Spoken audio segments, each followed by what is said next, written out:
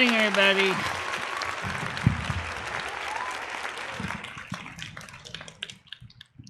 For those of you who didn't know why Tiger Kitty wasn't here yesterday, she had to make that very uncomfortable decision that many pet owners have to make regarding a dog with a terminal condition. And so I don't suspect she's going to be in the mood to talk on the panel this morning. Just send your prayers along to her, okay? Because, it's hard for any pet owner to have to make such a final choice. We're having some slight problems with T-Mobile this morning, which usually is pretty good, but sometimes the tower acts up and then the network will go down.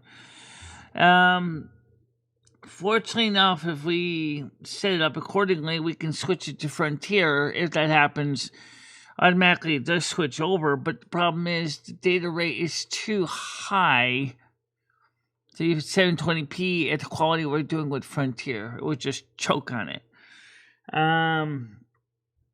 But right now it's working fine at this point.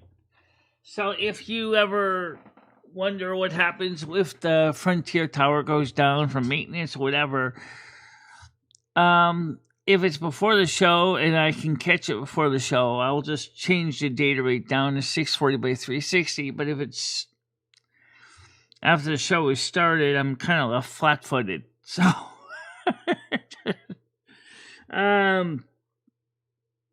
yes, please do. Thank you very much. But I'll hammer nails.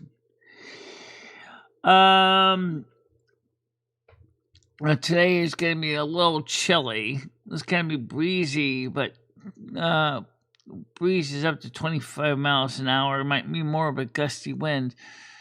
That's going to mean that there's going to be a wind chill factor.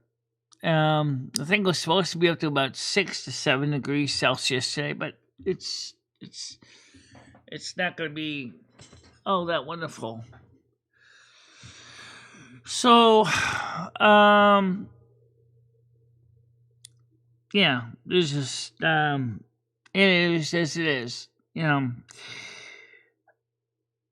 I was looking at some technology, what is it with me and technology? I'm always sticking my nose in the tech sector. It's like I love looking at tech catalogs. And I got a chance to try out the new, actually, I saw it was available. I didn't use it last night, but ChatGPT 5.1 is out now. And unlike ChatGPT 5.0, it seems to be receiving a little bit better reception. I didn't get a chance to try it last night because I was working with Grok, but then I did switch over to ChatGPT because I wanted to see what ChatGPT 4.0 thought about what me and Grok were talking about. And it kind of got into some interesting things we started covering, going off on a tangent, about do's and don'ts in electrical work. Which I could easily print those up as a rule book for common sense for DIY or data techs when you're dealing with unidentified RJ45 jacks and not knowing what they're connected to. I'm stuck in this warehouse all day, checking in parts. Oh, really? Well, at least it's warm in there. That's kind of a blessing, I guess.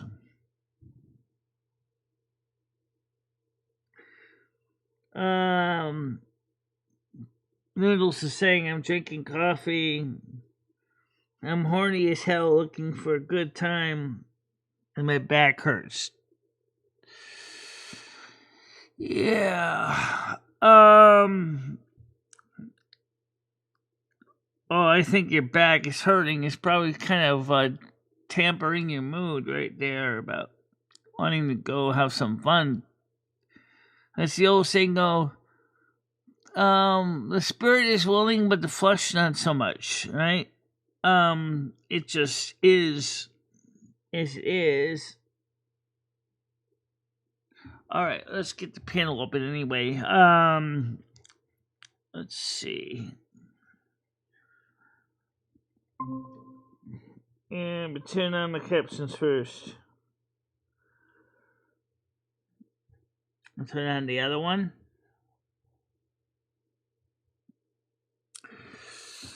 I was gonna try out the new multi-streaming thing last night as a test on StreamYards, and immediately it says, "Hey, fuck out the credit card." I'm not fucking out the credit card. I'm not gonna pay extra for this. You know, you're not gonna let me try it for free. Then I'm not interested. You know, I really don't like it when companies, you know, especially since it depends on YouTube itself, can't at least let you try it.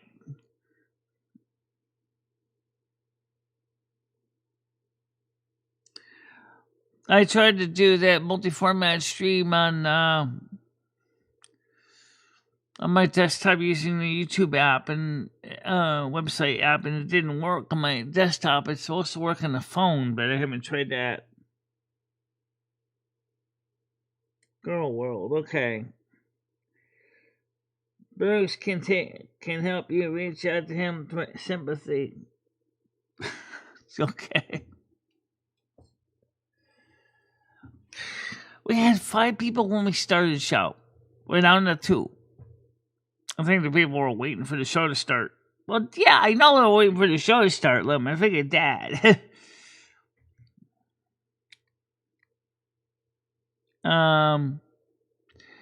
Yeah, so the T-Mobile works fine for my internet streaming, but I do wish the tower wouldn't necessarily go offline in inopportune times, but it happens. By the way, I actually got a message from Kick's payment processor, Stripe, that they needed to verify my ID because they didn't know if it was part of an age verification, I guess.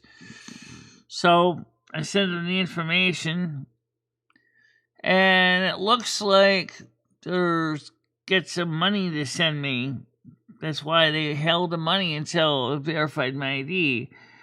And it wasn't going to be just a single payment, but rather a whole bunch of them. So it looks like I might be coming home with some serious green stuff. Oh, kinda. I know I got paid the first time from Stripe, but then after that, I only received one payment, and it looks like there's a few more that were pending that were ready to go through. Good morning, Grace. How you doing today? Good morning.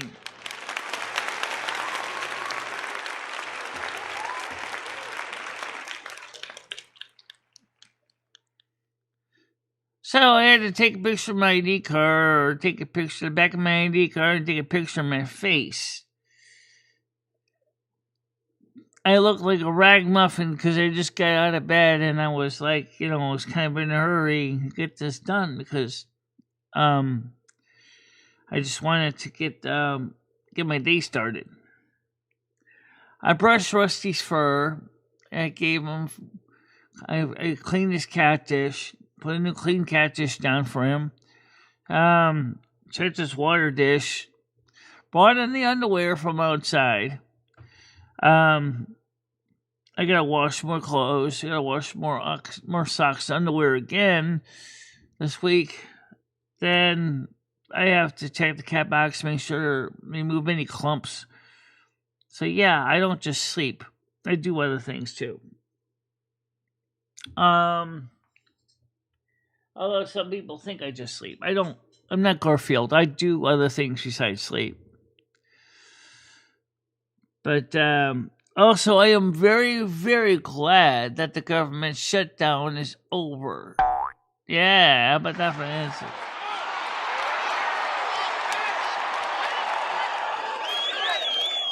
The only thing is, after January 30th, we're going to go through all the same thing all over again. Because the reason is the continuing resolution only until January 30th. However, this time they did one thing differently. They made sure that food stamps will be covered until September of next year. Oh, yeah! So the food stamps will not be late. Oh, yeah! Okay, now there's another thing throwing around out there in the numbers like a hack and sack, and that is this. Is Donald Trump going to be giving individuals $2,000 stimulus checks? According to Trump, the answer is yes, that is my plan. I want to give $2,000 stimulus checks from the tariffs. But he isn't sure how it's going to be dispersed because the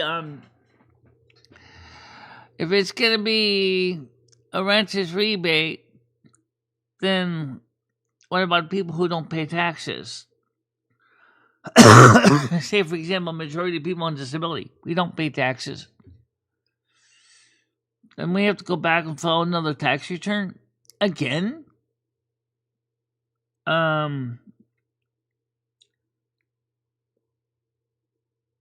Yeah. No wonder I couldn't get on panel the last 2 days. Michelle sent me the wrong link. I sent you BGE, which is the right link. I'll send you the right link again, because I did send you the right link in your email. You were looking at email, I sent you the right link, which is BGE.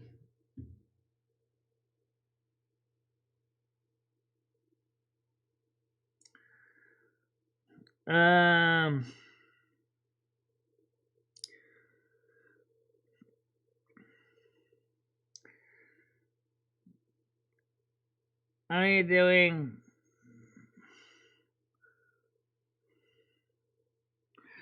Well, just remember I could unblock you, but what I'm concerned about is the way you came across to everybody. You kind of made everybody feel very uncomfortable. If you can make it, if you'll reach out to me by email, we can discuss this in detail. Maybe we can straighten out that for you. So just email me at bichela3@gmail.com, and we'll see about clearing your name and getting that fixed up. That's just the way you came across. That's why it's not. You're even making me uncomfortable, and that takes a lot. So, yeah, I mean, I'm willing to consider unlocking the door, so to speak. But I just ask you to realize that your personal grudges against another person, I don't really want them brought up on panel or in the show because it makes me uncomfortable. Okay. So just email me at bichela3@gmail.com.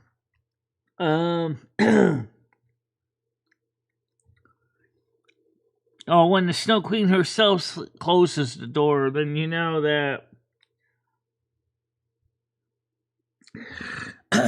Alright, here's my actual email in case.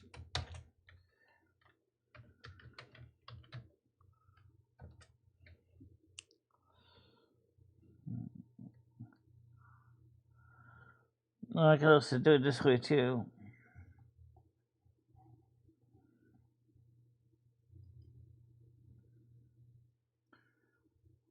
So send that to ACR.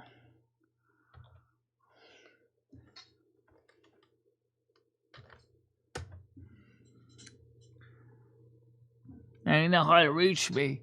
Just send me a message, okay? And then we can discuss it in email and try to see if we can straighten it out.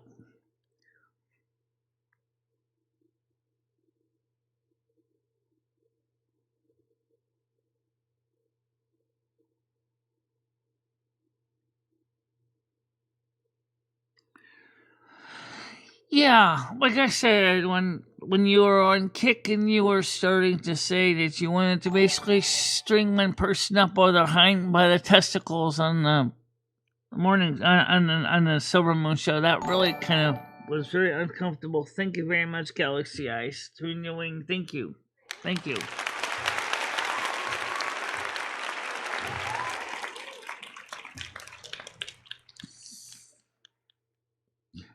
As I said, we can discuss it in email, and then maybe we'll start by unblocking you on Kick first, and then if that goes well, then we'll unblock you on YouTube, and then maybe even Twitch, and on the Discord. We probably could do that too.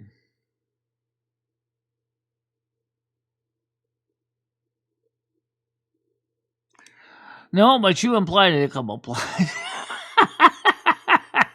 You did kind of imply it.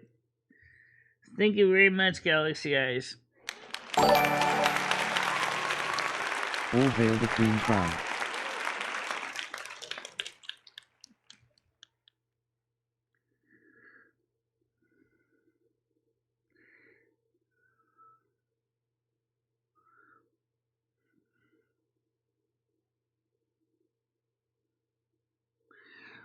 I don't know. Are you blocked on Twitch? I didn't check.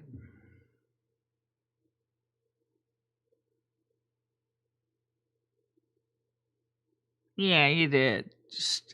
But actually, since you're not blocked on Twitch, you could use that. Did you see the tarot reading I did on my show on Sunday about the ETs in 2026? Yeah, that's a good question, because Rumi did a tarot card reading and said that 2026, it's going to be more of official first contact.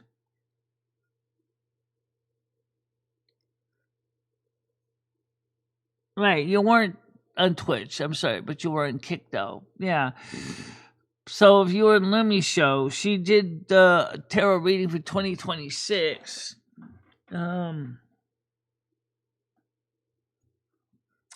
So let's see. How do you get to my Lumi's channel?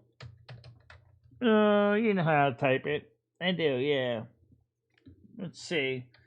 It's HTTP.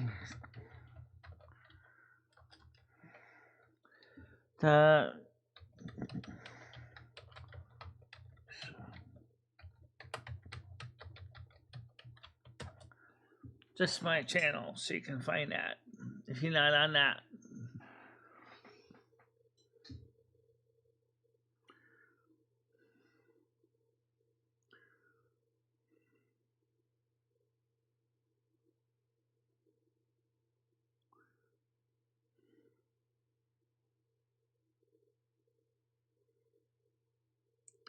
Well, everybody appreciates that.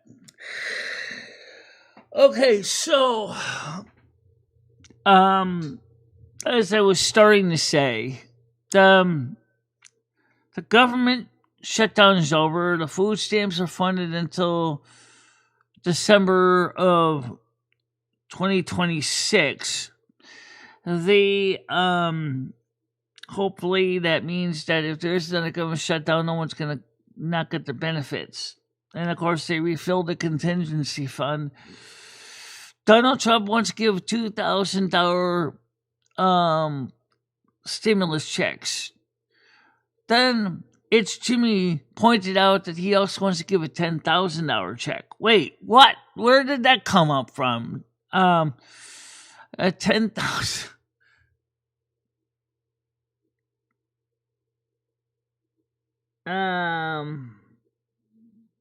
Yeah, she did apologize. She did.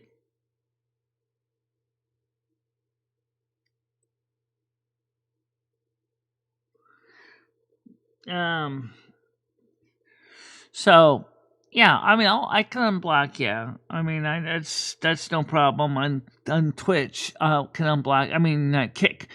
I can unblock you and Kick first to start out with.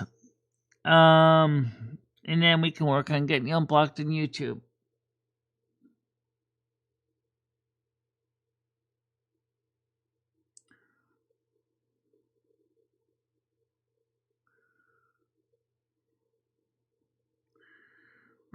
So, I would love to get you up on panel, because or talk to you in email and in DM, because I'd like to find out more about some of the backstory. Just me and you talking about it, what's going on,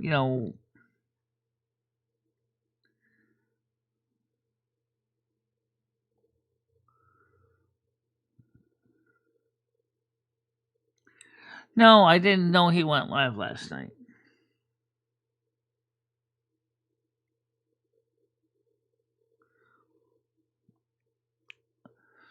So no, I did not know Red went live.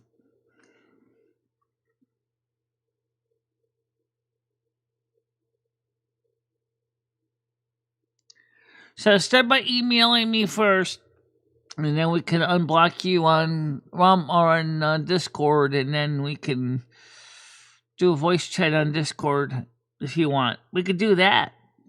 That's not a problem, because that way we can get you unblocked and ready to go on Discord for Saturday night show. That's tomorrow night, everybody. Remember that. Oh yeah! So she could join us on the Discord panel tomorrow night, and I think that would be a fairly calm way to get people back in the good standing with each other. Oh yeah! Absolutely, Galaxy Eyes. I know you really do care about me, and so does everyone else.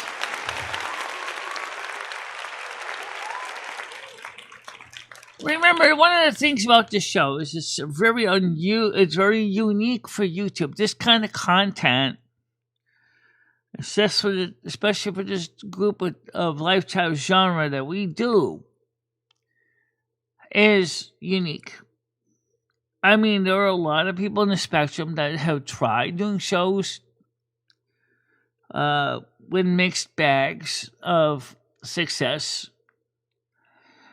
and others in the spectrum have basically decided that because we're quirky nature, we're afraid that we're going to be ridiculed, and then they just kind of walk away from the idea of doing a panel.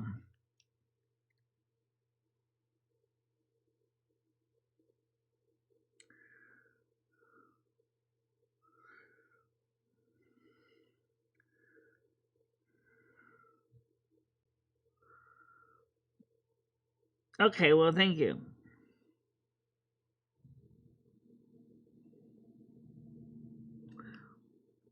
Some people have it kind of anger issues, Galaxy Eyes, or people that are like that.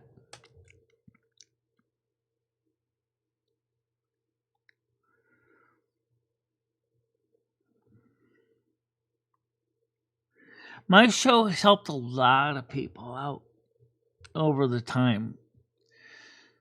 But people got a chance to recover. My show, the morning show, is kind of a way we bring people together.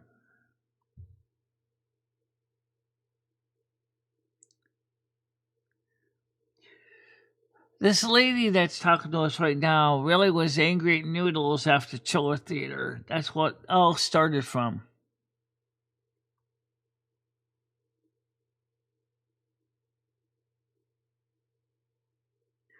Yeah, but it's nice when sometimes you gotta group of people that are willing to stand up with you. And there is power in numbers.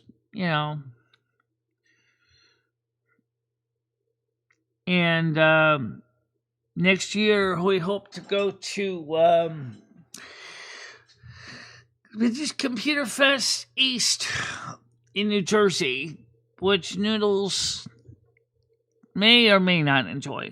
I'm be honest. I mean, he's the kind of guy who says if it's, over a certain age, he'd rather not deal with it. It's just kind of funny. Thank you very much, Brad.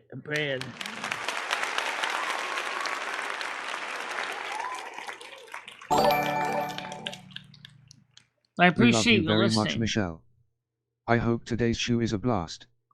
Sorry I'm too busy with parts check-in. I'm listening though. Red heart, blue heart, purple heart, sparkling heart. Thank you very much. Much appreciated.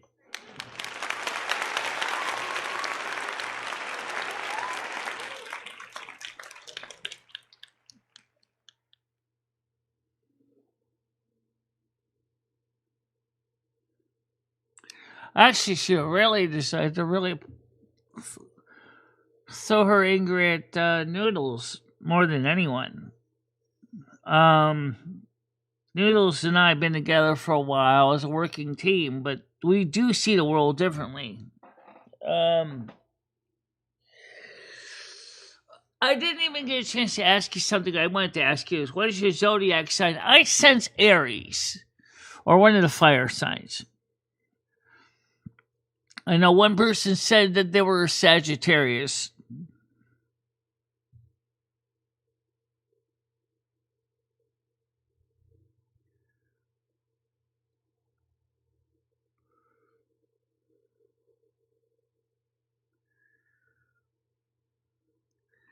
There's nothing wrong with that. At least there's a safe place where you can all get together and not feel like they're part of a firing squad. That's the thing that makes this community stand out with YouTube. Or Kick, or Twitch, or Rumble, because I'm on all 4 networks at the same time. Oh yeah! So we're everywhere. We reach out to all kinds of people, even non-special needs. The only one most important thing is bring a beverage of choice, but leave your weapons at the door. Oh yeah!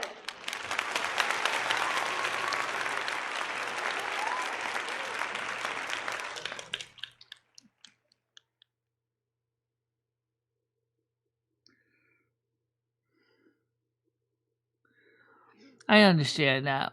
That's something everybody on the spectrum or spectrums want, regardless of disabilities.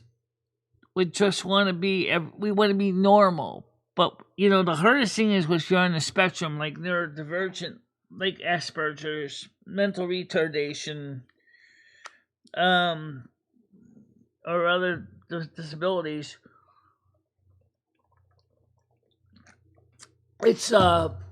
It's harder for us. The spectrum is really, really kind of a weird bag because we're not stupid. We're intelligent. The problem is the way we see the world, the way the world sees itself is very different. And so they tend to go and look at us as like we're some extraterrestrials from another planet. And I guess my ears don't help either, but it's just they think we're just, quirky. I guess quirky could be a good thing or a bad thing. I guess never really thought about it. We're good people, though.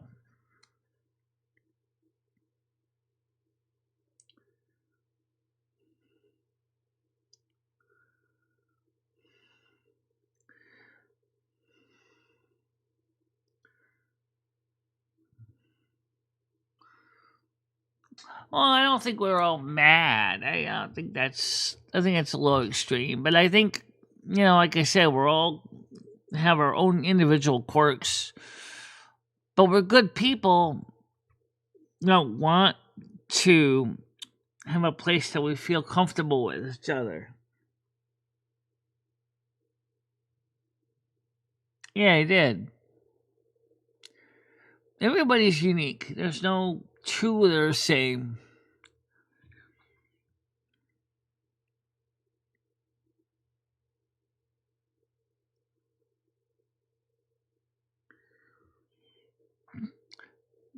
I mean, I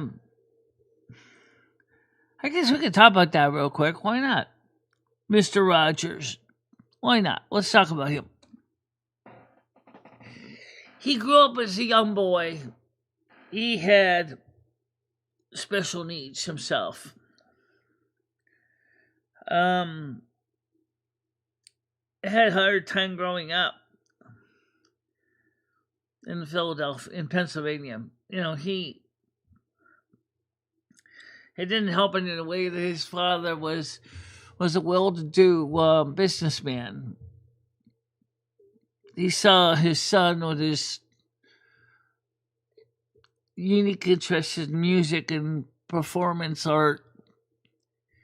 He thought that his son was just not going to be successful. But in his own way, Fred Rogers, was very successful. It just wasn't in the mining business. And he was watching, you know, in the sixth, after he became a Presbyterian minister, he had a chance to watch what was considered kids' TV back in the 60s and realized that it wasn't really reaching out to the kids who really had a need to feel like they belonged. And that's where his TV show came out, Mr. Rogers' Neighborhood. From the very beginning, he wanted to reach out his ministry to reaching out to kids, to let them know how to deal with things that some TV shows wouldn't cover to kids, like dealing with loss of a loved one or, you know, dealing with significant sickness. Mr. Rogers had health problems too. And yet he decided to focus his shows on reaching out to those kids and talking to them, not like an adult talking down at kids. No, he talked to them in a way that made the kids feel like he was part of their lives. And anybody who grew up in the late 60s, 70s, 80s, which turns out his content was highly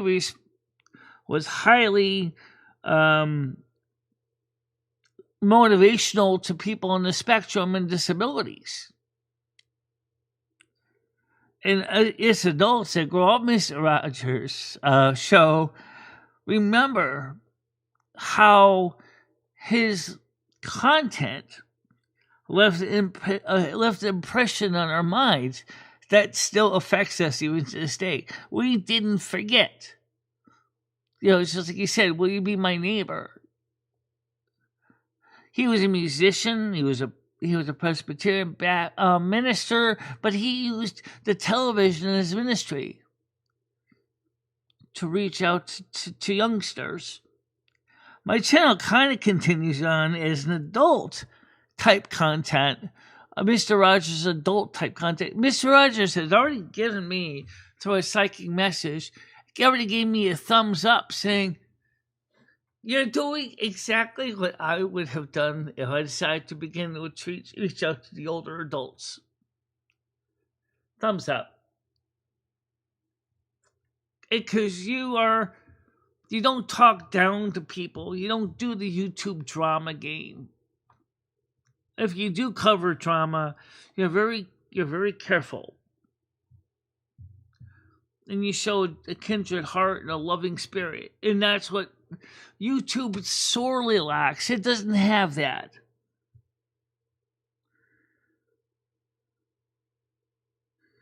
No, he wasn't in the Navy. But what I'm saying is that what he did was very touching, because for those of us who grew up in the 70s, his show, especially for those with disabilities, spoke to us. And I think that's very important to keep in mind.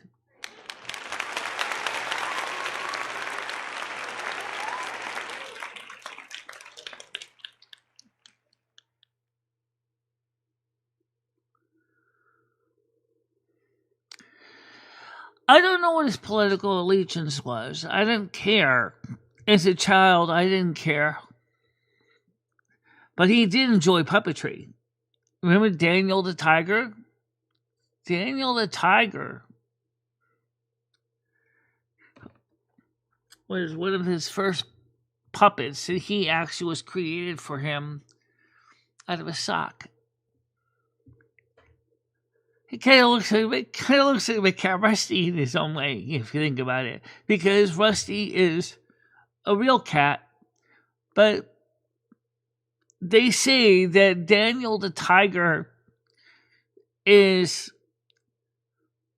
in some ways, Mr. Rogers' alter ego. The tiger is where he can use as a proxy, a way to express other concerns. And like a lot of people in the spectrum have a lot of our plushies. We still have our plushies. Well, I never got rid of my plushies. I still have my plushies at the couch in the other room. I mean, look at this. I mean, that's only a small sample of my plushie collection. Although it is most of them anyway. They're still there. I Love You Bear is like his Daniel the Tiger. You can see the little I Love You Bear on the couch there. Next to Hello Miss Kitties and a few other plushies. That's why that studio is special, is because not only was that the room I started out with, it's also where I spend a lot of time when I'm listening to my music collection. Not really many more. I got one little one right here on this desk. The little tiniest tiger. Yes, this one's really tiny. This one is really tiny. Because it is so easy to fall behind the desk, it's hard to keep it from falling behind the desk, but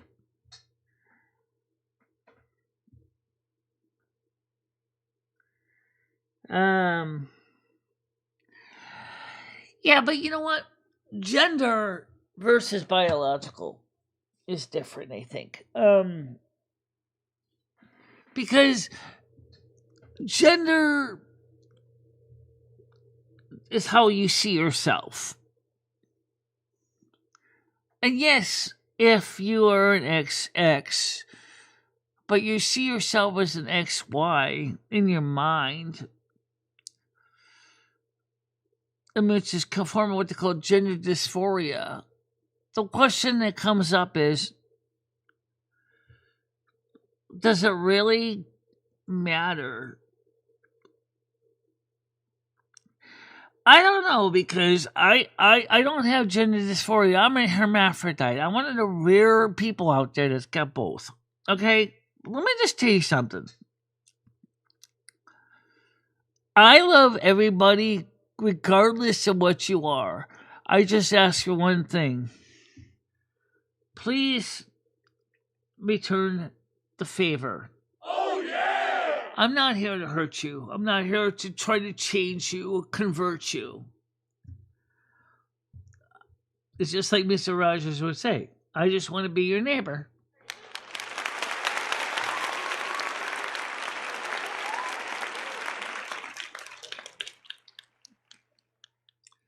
I also got a second soul.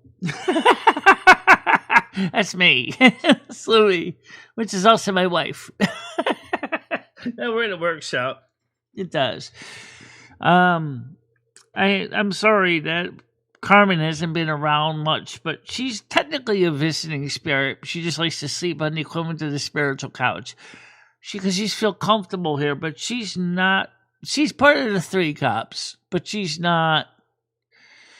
I'm not married to Carmen. She's just a friend. Yeah.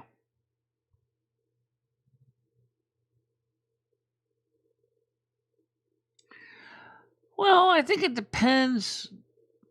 It depends on how they feel about themselves. Sometimes they grow up, they grow out of it.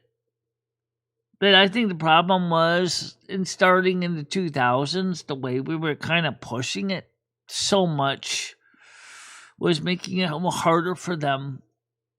I mean, when you're a youngster, let's just say, before your adolescent years, you really don't think much about it, if that makes any sense. You really don't. So what if you're a little boy, you like to play with dolls and tea sets, and at the same time you like to play with G.I. Joes and Barbies? It's okay. But the thing is, what some of these organizations were doing was telling you is then you need to change all your biology to do that. No, you don't. And you know what? I would say right now that's more in ways that's a something that can cause more damage than good. I mean, just let kids be kids. Let them grow up. Let them discover themselves. Don't try to force them into a box, okay? I've said that many times on the show. Please don't do that, okay? So little Jimmy likes to play with dolls and stuff like that. But that doesn't mean he's necessarily gay either. That's another thing. Trust me, a 5 to 7-year-old doesn't care about gayness or that. It's just an example of what I call somebody trying to railroad you into something that you really shouldn't be railroaded into at that age. Good morning, Parasol. How you doing today? Brain Dead, how you doing? Puttycat, I see you too. Yeah. Chris says, I see myself as a 12-year-old lesbian girl. Should I be about the girl scouts when they appear to be a 67-year-old bad? Well, there are deviants, Grizz. But I think for most people, I think that you know deep down what is the right thing to do.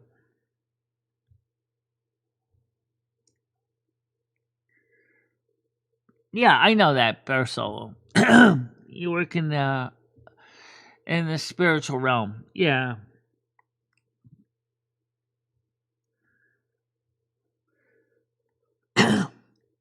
It's learned behaviors doesn't mean it's correct. Well, you understand that. But what it was is that some groups are really, really, really turning up the heat on these poor kids. Like drag queen story hour. Like, hello? Why are we doing that? Why do they have to be drag queens dressed up like that on a kid's story hour? When I was 5, 7 years old, we had story hour in school. I didn't see anyone dressed up like a drag queen. We enjoyed the story. We enjoyed the chance to hear a story told to us. We didn't think about, what, is that a cock and a frock? No, we never thought about that. We never had to. Hi, Tina. How you doing today? Good morning.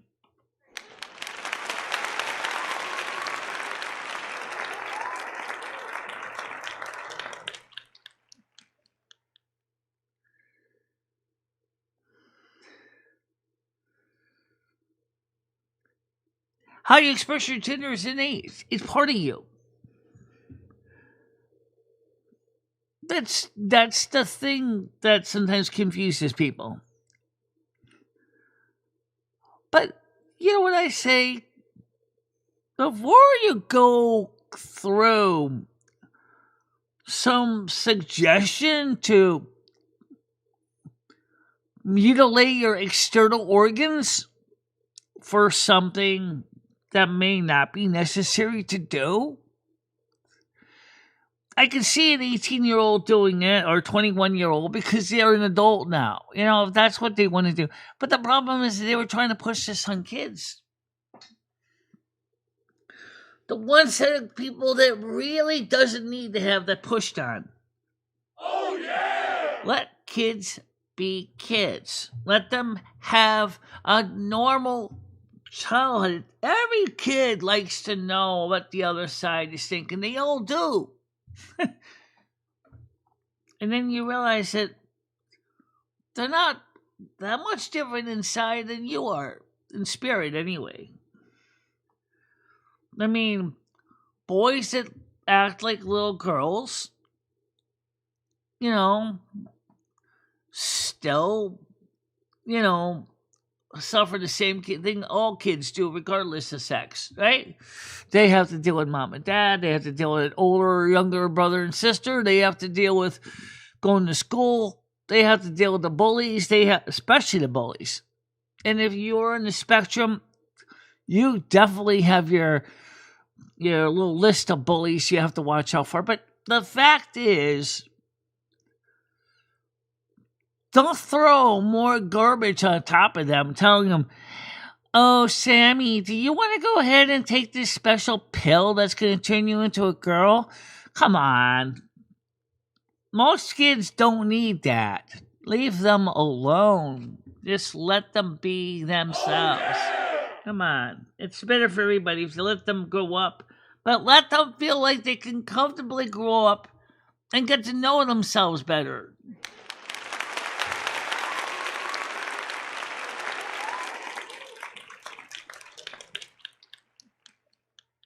Gender roles are society taught. It's the nature versus nurture argument. It's nothing. She's not being stupid. She's just being honest. If you never expose your child to that, they wouldn't know about it. Yeah, but instinctually we do.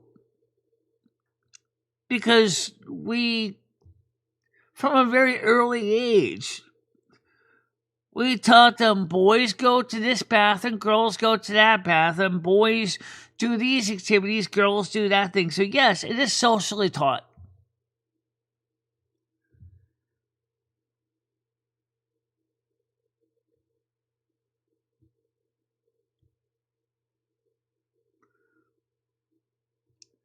Everybody has free will. God gave you free will. And that's something else. But the problem is that most people today don't even know what free will is. Because it's not been explained to them.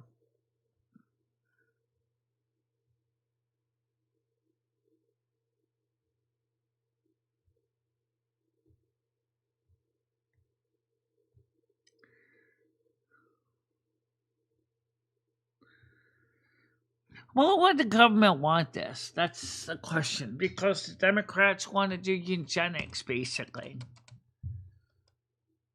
For those of you who don't know what eugenics was, it was trying to create, which almost goes back to the concept of the Aryan super race. The Germans were doing it too. They wanted the perfect people. And if you weren't perfect back in the 30s and 40s, you were placed into special schools and sterilized, especially if you were mentally ill. Because they didn't want the mentally ill to breed.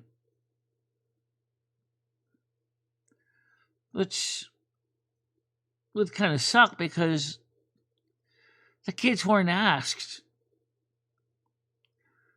The doctors go up to the parents and say, "Oh, I think Jolie needs to have a hysterectomy because we don't want her to have kids as an adult." Maybe Julie didn't want to have kids in the first place. So maybe when she was 17, 18, she said, Mom, I don't want to have kids. I want my tubes tied. Hell, that's fine. But the thing is that we were doing that to these kids without even giving them a choice.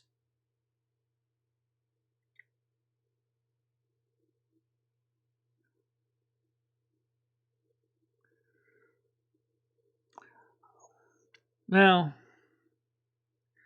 Chris, the problem is the way the system is now, the Democrats are trying to take the parents out of the equation. And I'll be honest, that's scary as crap. You're taking the parents out of the kids' equation.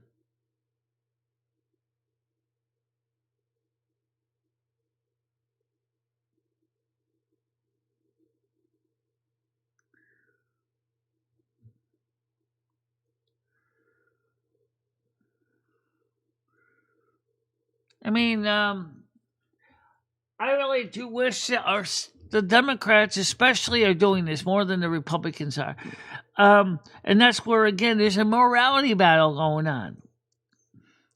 It's almost like the logo for, or the slogan for InfoWars. There's a war going on for your mind. There is a war going on for your mind. Democrats want you to think a certain way. They want you to do certain things because they think it's good for you. But sadly enough, if you, the individual, say no, the government kind of bites the steamroller over you and say, doesn't matter, you don't count. What do you mean I don't count? If I'm the one you're talking about, and you're saying I have no right to view myself and say no when it's my body, my life, my home, my future, then you're taking away my voice. And that's what the Democrats were trying to do with all this mandated things, And once you hit the age of consent, you think it stops? No, it doesn't. It continues. It goes from the parents having no say to you having no say. And that's why people get so frustrated, because they felt like they were being told to shut up and sit in the corner. And even though they're trying to say, I don't want to do that. And the system says, too bad. We're going to take away your free will.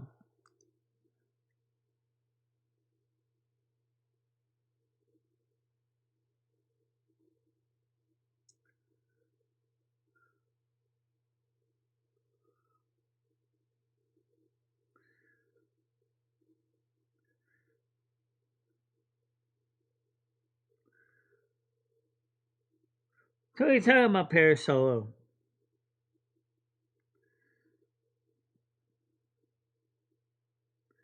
Anyway, the point is, the most important person I have to deal with every morning is me. I wake up in the morning, I don't look that great. I look like hell when I first get out of bed. I was surprised I even was able to get a successful picture for the Kick AIDS verification. My hair was askew. My ears were sticking up at weird angles. I was like, it was weird, but I passed the ID test. Okay, well, either way. But the point is, as I said, I still have to deal with myself in the morning. And then I just get dressed, get cleaned up, go in the bathroom, do what I got to do in the morning, and then come out and do the best I can. And as an adult, that's the sad reality. I'm 56 years old. I'm not a kid anymore. 57, 58, 58. I'm even less of a kid now than I was 58 years ago. But I still do my everyday show. I come up here every day, Monday through Saturday. I host a show. I reach out to the community, and I give people a chance to at least feel that they're among friendly company. And there are days when I just gonna look at the ceiling and go, gee, I really don't want to do this today. I'm not feeling quite that well. But then my brain says, but if I don't come up, then people are going to wonder what happened. And rightfully so, because ever since the big C, COVID, I had been doing this morning show at 10 a.m.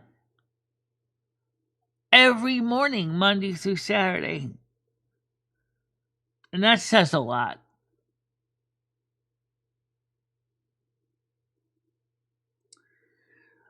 Because I enjoy doing the show when the show's peaceful and it's not stressful.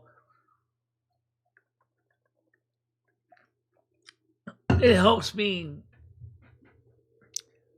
because it gives me a chance to say what I need to say too. Even if not everybody else understands what I'm saying. And I realize, as I do my show every day, that I reach out to people and I sometimes feel they don't even have a chance to say anything for a variety of reasons. And that's why this channel was created originally. I wanted to show people, look, yeah, I have multiple handicaps, but I can still do things. I mean, even though some days, my hips hurt, my back hurts, and I don't really want to get up, I realize that my show is possibly for one person the one safe harbor in this crazy world that they can go to and not feel like they're constantly on the defensive.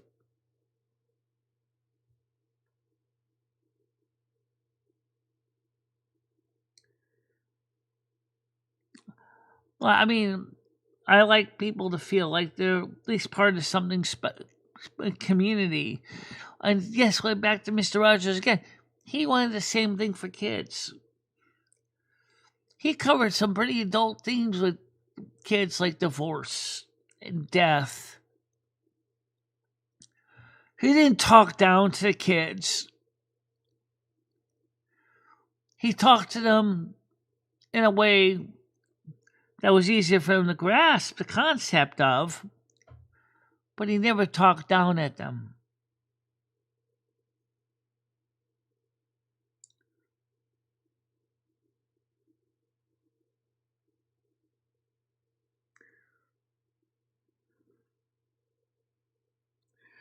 I mean, there are some people that come out of my show initially thinking that the show was, never going to succeed on YouTube.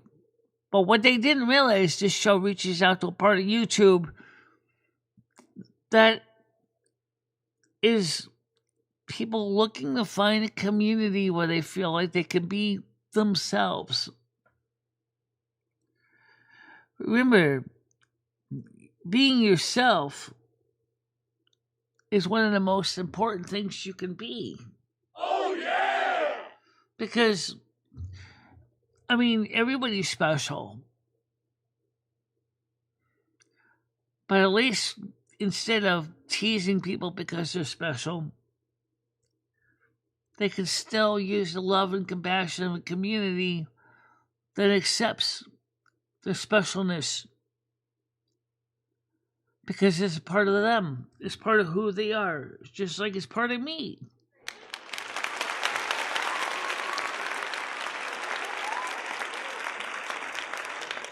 Yes, I do, Thomas, because I am standing here and I'm not talking, like some of these channels come up with pretentious concepts.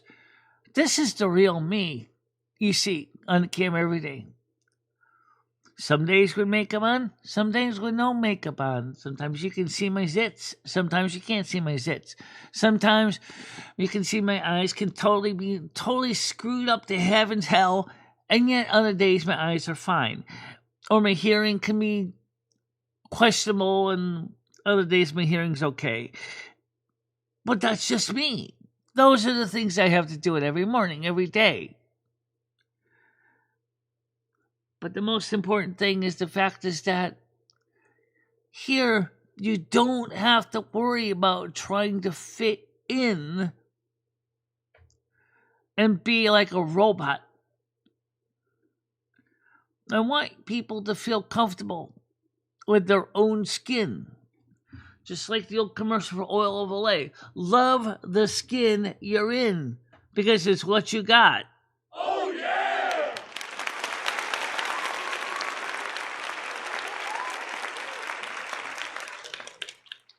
The biggest gift I love is when I see people actually come in the morning and smiling and happy and feeling like they're part of something wonderful. That's a gift I love, is the smiles. Yes, the physical gifts, of course, are nice to have, but it's not the physical gifts. It's the emotional sense of comfort and relaxation for people. They don't have to put on a mask to be on my show. They don't have to put on pretentious behavior to be on my show. Come as you really are. I'm not going to judge you. I just ask you to try to be respectful of other people's that are doing the same thing. And something that YouTube, unfortunately, doesn't really seem to encourage is like, if you are a person on the spectrum, I have Asperger's. Okay, I'm a neurodivergent. I'm a Virgo. I'm intelligent. I've got a brain. But YouTube kind of sweeps this under the rug because I am not mainstream. But you know what? That's okay if you're not mainstream. But one thing we all want, we want a little bit of respect and a chance to show our divine love. We all have it. Don't crush us because we're different. But rather, may my smile be the beacon that shows you that I've got a good heart and a good spirit. And even if you ever made mistakes in your life, that's okay. Because you're still welcome here. We just ask you to respect each other. That's all we ask.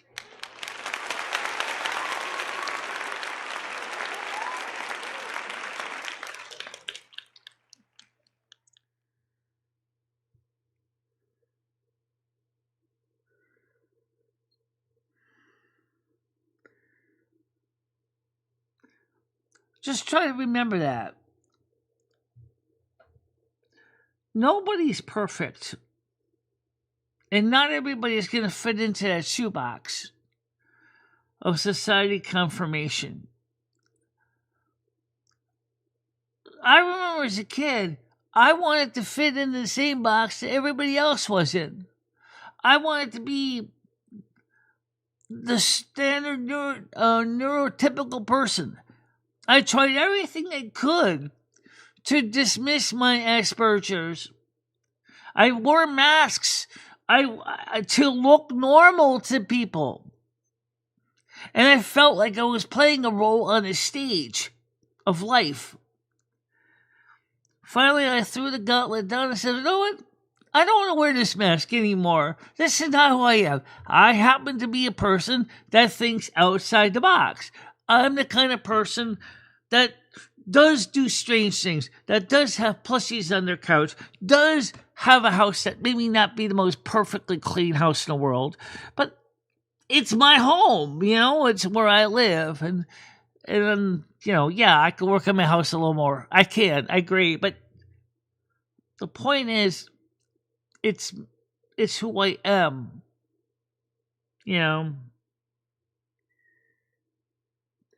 So many people wear masks on the spectrum, thinking that it's what it takes to be accepted by the neurotypicals. And the reason is because the neurotypicals don't like people on the fringe. You can be in the fringe, have no police record, have no criminal history, done nothing wrong, and you're still ostracized. You're still thrown in the corner because you're considered too weird to be in common everyday company. This is the sad reality of what happens with so many people on the spectrum.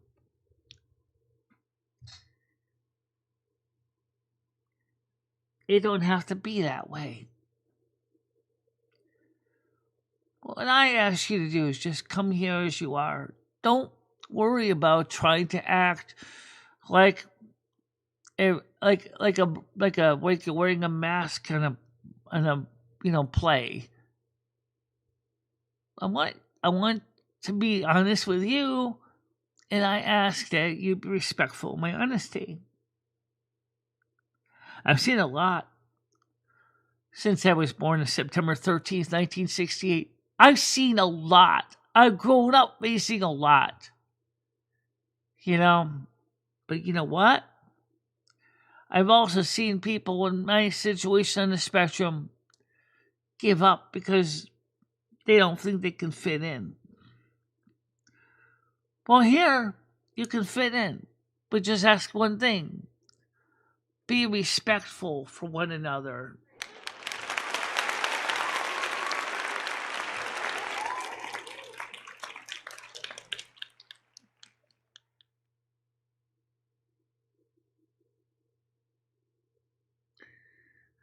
And people that don't like being here because it's boring, well, there are plenty of other channels out there. You don't have to be here. You can change your channel. It doesn't, maybe someday you'll come back again when you start to realize that maybe my show was what your spirit needed.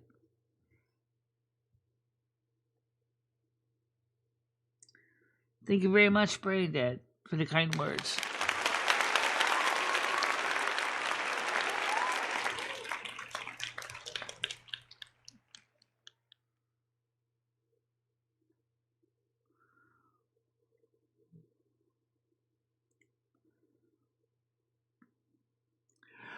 I'd love to see this channel grow. And I know it will grow. Because, first of all, it's completely different from the main fare drama content that you hear on YouTube. Because we're not even a drama channel. Not that drama doesn't come in. It does, unfortunately. But we try to keep it at a minimum. Because we realize that there's a difference between pretentious YouTube drama and the real world drama. During the shutdown, the real world drama, what's going to happen to people on food stamps, was real. And it really was affecting lots of families and individuals. I can gladly say that they said that the food stamps are paid up until September 30th, 2026. So if they do shut down again in January 30th, you will still continue to receive your food stamps. Oh, yeah! And that's important for so many people on low income, because sometimes that's the most important thing they have.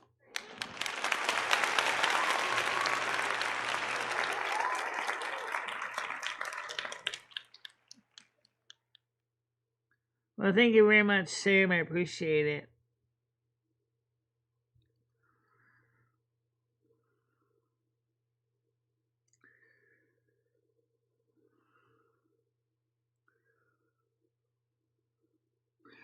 A lot of us, because we're introverts, did fine. But I was glad when it did end, finally. Now, by the way, I like to ask this question because I'm curious. What are your zodiac signs? Now, I know some people think that doesn't matter, but I find it interesting. Like, what is your zodiac sign? Let's see. I know I'm a Virgo.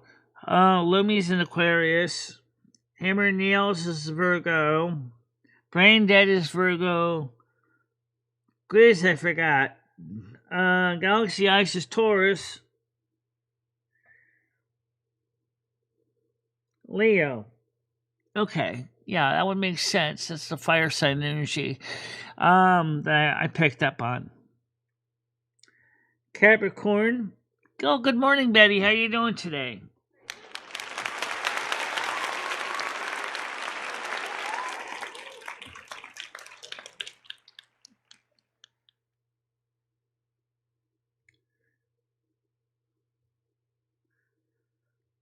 That's okay. We got a couple cancers on the show, too. Yeah, Craig Sr., a nice old man that unfortunately had suffered a setback when his wife, senile dementia, got to the point that she had to put her into a rest home. And he ended up losing his house because of her medical care. So he's traveling right now to the U.S. And then we have Bradley. He's a cancer man.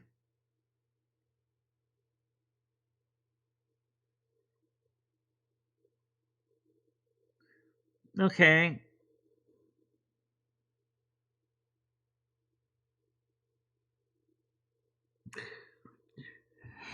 You see, I find it interesting because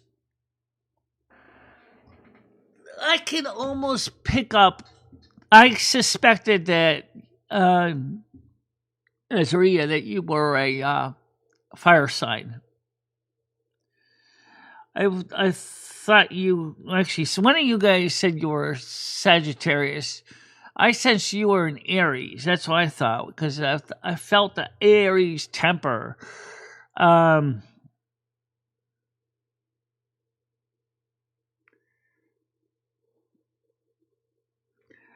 Yeah, he's right now in the warehouse doing his job. He's may not be free today, but he's more than welcome to come up.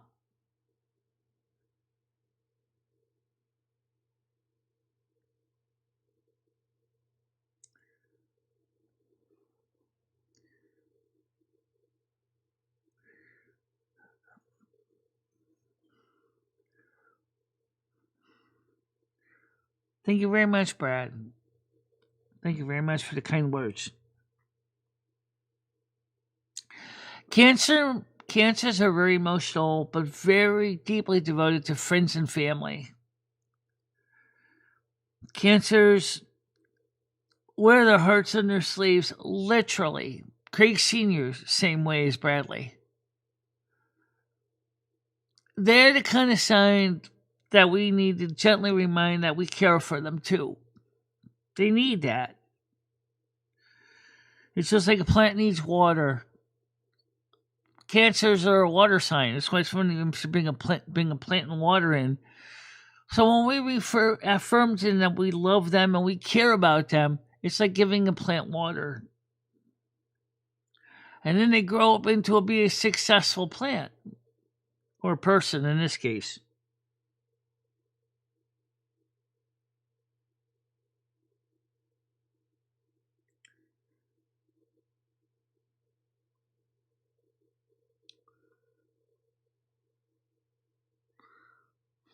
Yeah. Right. March and part of April. Yes, I know Parasol, you're a Pisces. There's nothing wrong with the Pisces. We got a couple Pisces here. Mojo is a Pisces. From the UK. She's a Pisces. But you know what the most important thing is that we got quite a few Virgos on this channel too. We don't got so many Aquariuses though. No, we don't have too many Aquariuses. Chris Bliss, you, and maybe one other person.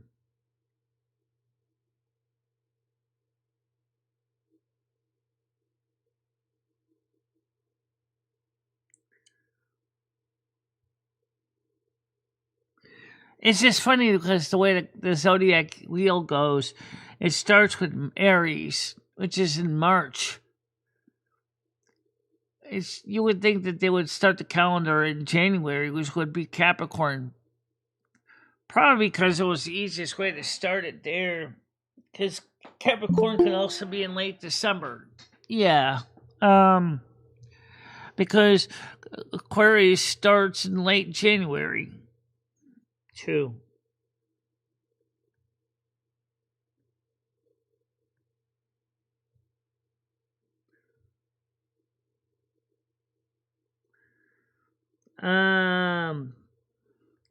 Too many people try to mess with Bradley, though.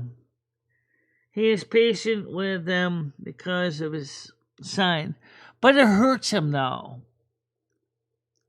He just wants to give his compassion and his love and his sweetness. They really shouldn't be messing with him because he hasn't done anything wrong to deserve it.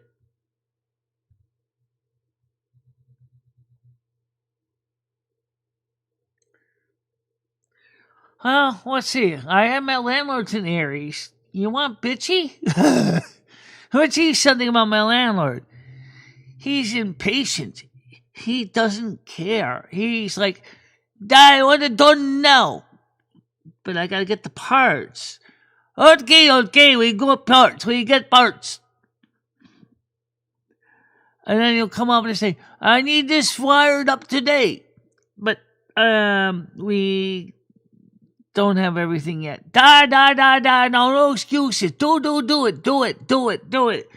And when they get mad, Aries can be very hot-tempered, but they go off like a firecracker or a stick of dynamite. But basically, they cool pretty quick, too, if you give them a few minutes. Oh, yeah, I see now. Okay, hold on a minute, Noodles. I'll let you in a second. Give me a minute. I gotta get over to that screen. Cursors. Alright, try again, Noodles. I just got over here to let you on.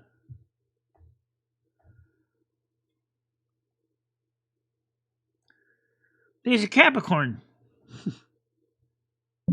Okay, here you go. Add one. Good morning. How you doing? Hey, Michelle, what's up? Not much. What's up with you? So this terrible red is back, Michelle. What do you think about that? What do you mean? So he's back. He's not doing anything wrong. We got another person that's back that I'm gonna unblock her, but I've already made it clear that she needs to kind of calm down a bit. That evil Betty Spaghetti? No, I know that's not Betty Spaghetti. She's not evil. No, the other one's not evil. Ezria is not evil either. No, I'm kidding. I'm joking, Michelle. Are you happy Sometimes known that Red's as back? Ezria here. I'm happy everybody's back, and Brian Case, welcome back too. He didn't realize that he's welcome back, but he is. Well, Brian Case suffered a stroke, Michelle. Did you hear the song that Brian K wrote? No. You want to hear it? No. By the way, guess who died? Apparently, Fetterman died. Senator. Really?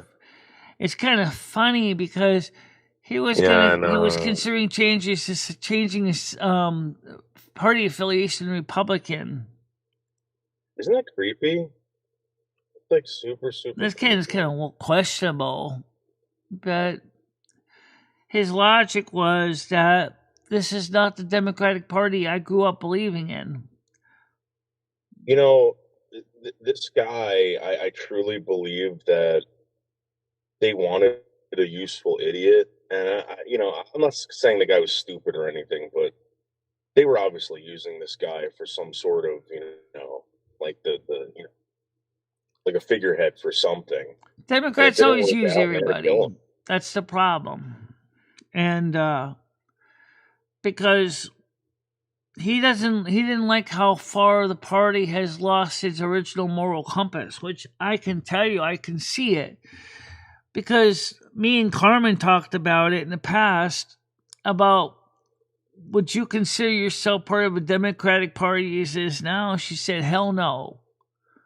It's not the party that I grew up believing in when the time of FDR. Well, let me ask you a question. Everybody here, Weren't you guys like Democrat at one point in your life? I mean, I think I'm a registered Democrat. I think I am. I think they make you choose in high school. I was definitely a fucking like liberal piece of shit in high school, When but I it wasn't chose this in, bad. I chose in high school to be an independent, actually. Oh, you're smart. When we were kids in school in third grade and learning about elections, I chose to be a Democrat, but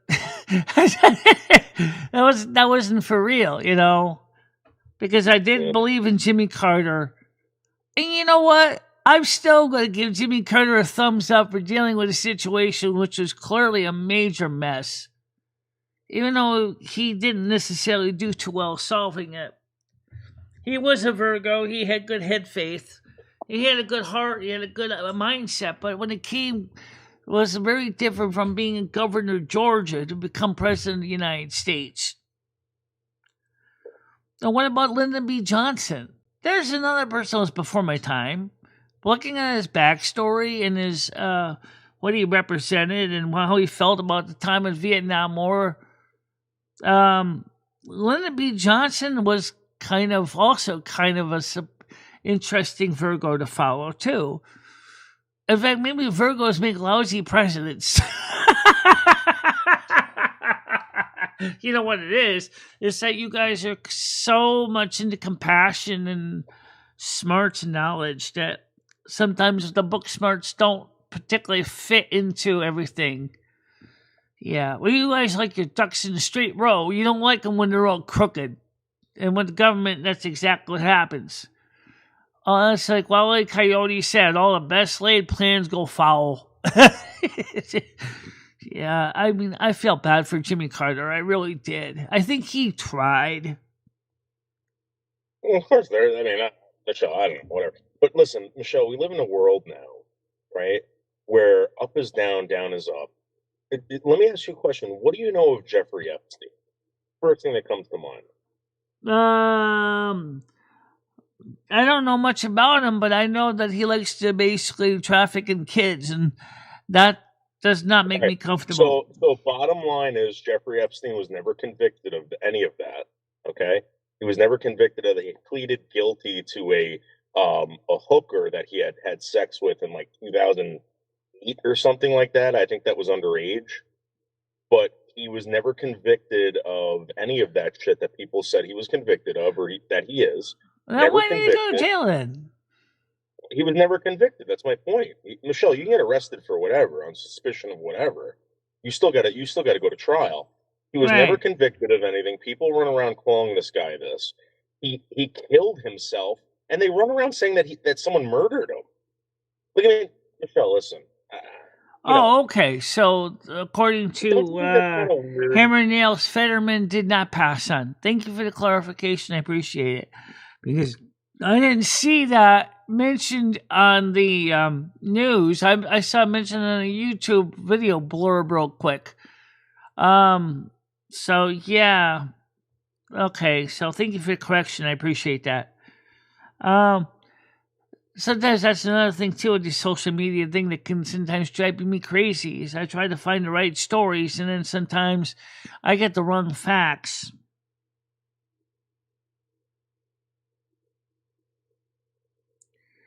So, Michelle, I mean, my point is that people lie all the time. They had you believing this AI Atlas thing was a fucking UFO for so long. This Avi Loeb guy that no one's ever heard of before. But all of a sudden, because there's this freaking rock floating around in space, everyone wants to have him on a channel. They want to talk. Who was that guy?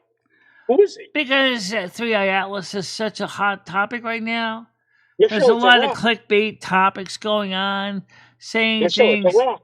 It's a rock floating through space. You were saying that it was a friggin' mothership, and so were a lot of people. Yeah, well, Michelle, that even they're Avi lying to Loeb said everybody. it has traits of a mothership. So, Who? and Who he's a said that? Harvard professor. They've never seen a mothership before. And like, I mean, if they had Michelle, if there had been an instance of them seeing a mothership before, and they said, "Oh, this thing seems like a mothership too," I would believe it, Michelle. They've never seen a mothership before, so why are they calling this rock a mothership, Michelle? They wanted money. That guy made money. All pretending right, that that fucking rock was a let's god. go. Let's try this tangent now for size. Could it be a mothership in disguise? Yes, Oh yes. god. But unfortunately, it blew its cover. All right, so does that mean that it could not have been hollowed out from a rock? And so I've never heard of Avi Loeb before, ever, ever. Avi Right? Loeb, I've heard of him, but only very vaguely in the past. I mean, look, I think he's on the right tangent. I definitely think 2026 we're going to have first contact. I really do.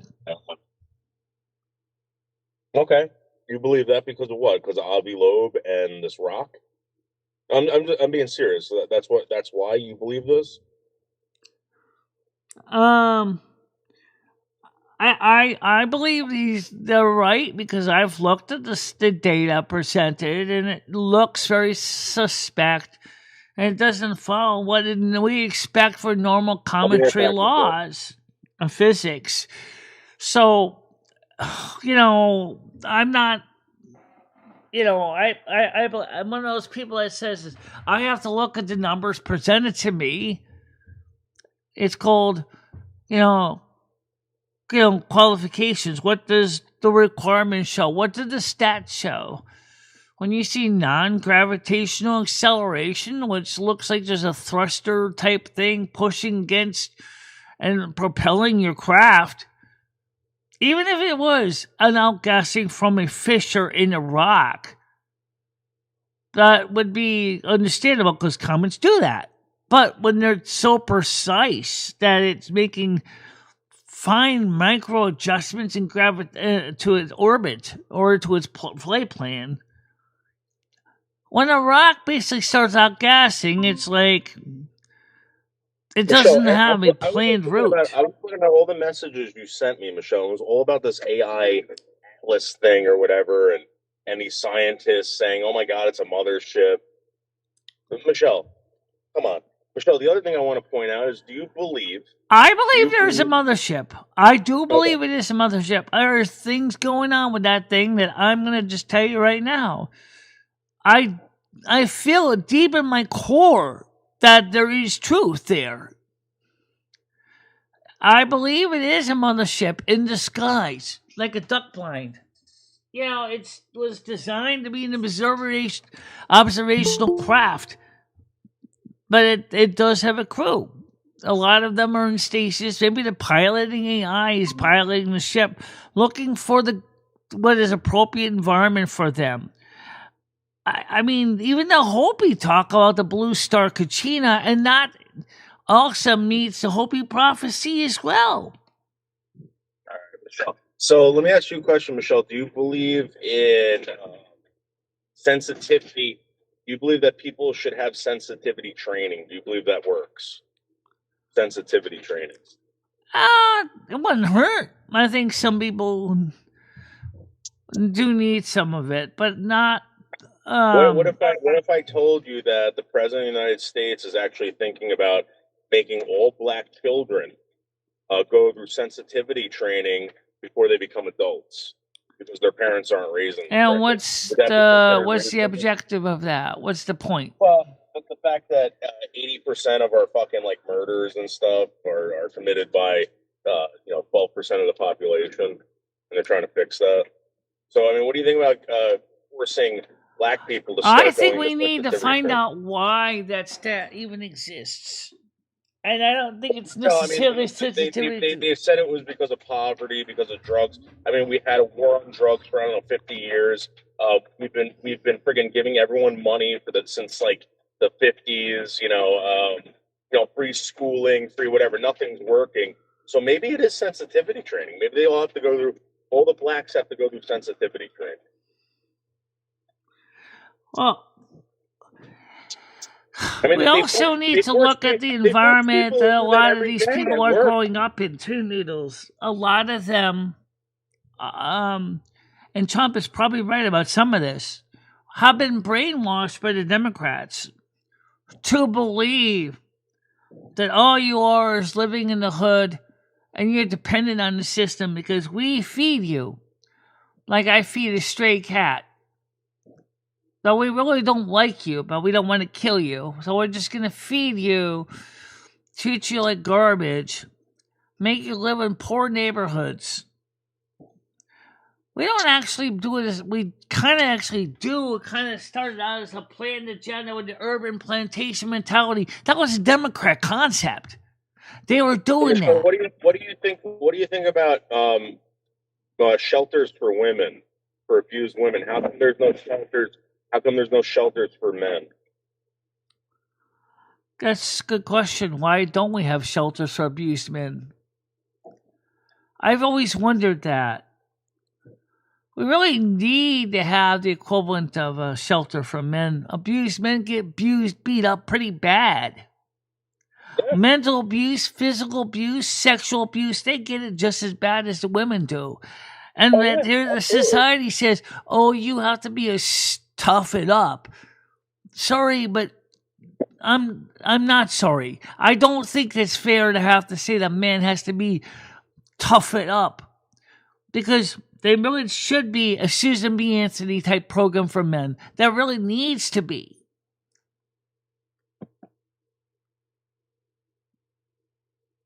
Michelle, the world is about to change, Michelle. And it's about to change for my better. For my better. All blacks will have to go to sensitivity training. There'll be battered men's shelters. Well, I think sensitivity training should be open to all kids. Because I'll be honest, Noodles, you got a couple of white kids that are just as bad as the black ones. And you know what? It should be open to everybody. We don't have a problem with white kids running around killing people.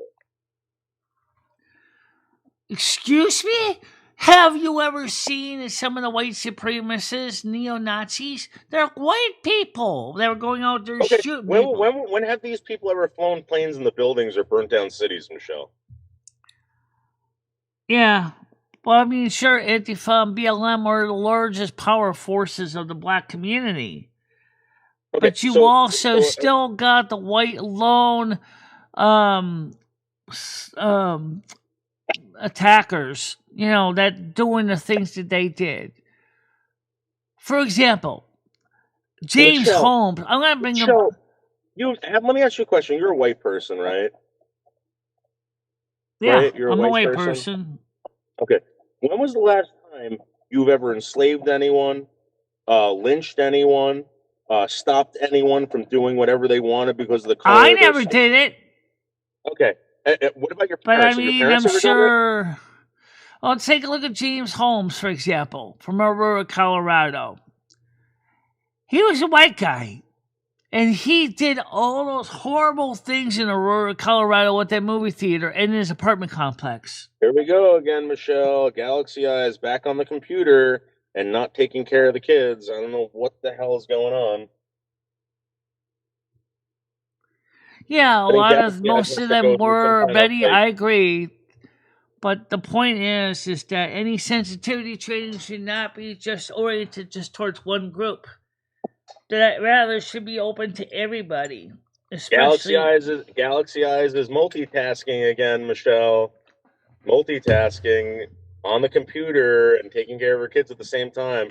Very dangerous. Like texting and driving. That's multitasking. Christianity is a division of religion. That's the difference. Michelle, Braindead wants up now. Now. Okay, I see him. All right, just give me a minute. I got to get my cursor over to let him on the screen. Okay, add one. Go ahead, Braindead. How you doing? Sorry about that.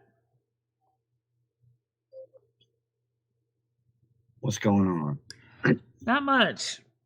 Hey, Red. It's crazy. I wonder if we could both be on panel at the same time. Yeah, Michelle, is there any way that we can send Red the link to come up here? You gotta unblock him too, right? I can send him a link. He just has to DM me on Discord. Since he's not blocked on Discord. This is gonna be really hard to act like I'm talking to myself the whole time.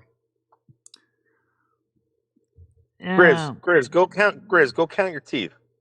Go count those teeth of yours, Grizz. Leave me alone. Yeah. We're getting the showboat on the road, Michelle. So,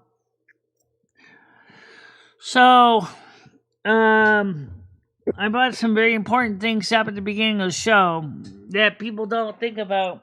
How this channel is so special because we have a very unique environment for so many people. Michelle, prayers for Brian K. recovering right now due to the stroke from the stress that Grizz caused. From the heavy, whatever it was. Well, while we're on it for prayers, why don't we also pray for Tiger Kitty to make that uncomfortable decision as a pet owner? Michelle, did you talk about that? Yeah, I talked about it briefly. Tiger Kitty had don't talk. Tiger Kitty had to kill her dog. Michelle, Michelle, don't tell these people that. No one needs to know that. Because then you're gonna get all these fucking assholes, Michelle. Come on. Well, maybe no one needs to know about it, but that's why she's not here today. It's because she's Right, still Michelle, mourning the loss of her dog right now. Did she want you to tell people that, Michelle? Oh, she didn't say not to. But she definitely wanted people to know why she wasn't going to be on today. All right. Michelle, Red sent you a friend request. You got to check it. Send him the link. All right. Let me get over to the Discord page.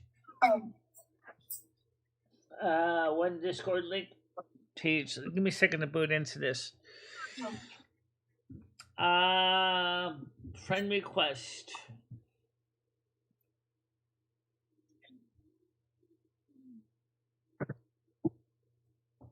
Come on, get the lead out. Thank you. All right, I see one friend request up here. Pending. Okay, there's Red. Okay, Red. Message. Hi. Here is the panel link. Okay, so send this to Red. So yeah, I can go to him. It's no big deal. Let me copy this over here.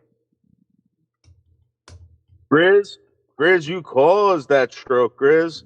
You caused that stroke, Grizz. That's your fault. For all the heavy censorship over here, Grizz. Heavy censorship, according to Brian K. I just sent Red the link. He's been talking in chat for weeks and no one even knew, Grizz. Okay, now let me see if I have any messages coming in on email. No, not yet.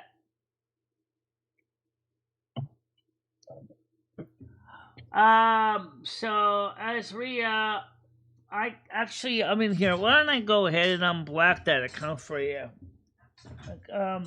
Because you guys, she apologized for what happened. So. Oh, okay. Yeah, I remember the one that got upset. So, yeah. Is it her Kate or Heck Kate? Who gives a shit, Michelle? Hitachi. Hi, man. Let me get over here. Community moderation.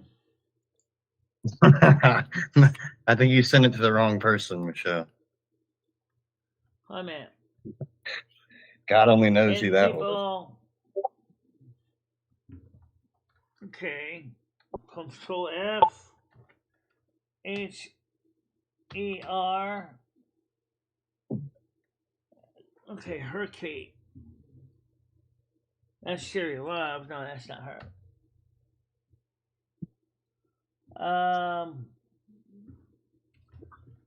I think she's on the bottom of the list. They're probably in the 21 more list. Oh, really? Yeah. Okay, find H-E-R. How do you spell that? H-E-R. Okay, someone wants to come up. We'll let them on. Hold on, man, I'll get it to you. I'm gonna go back to that screen. Okay, Bradley serves out. Good morning, Bradley. How you doing? Good morning, Michelle. I'm all right. How you doing? Doing all right. I'm trying to unblock somebody here, but I gotta remember their name. I mean, they have like 85 accounts. So I don't think it's that important. It's Control Who cares? Find HAR. Ooh, blue sweet tarts.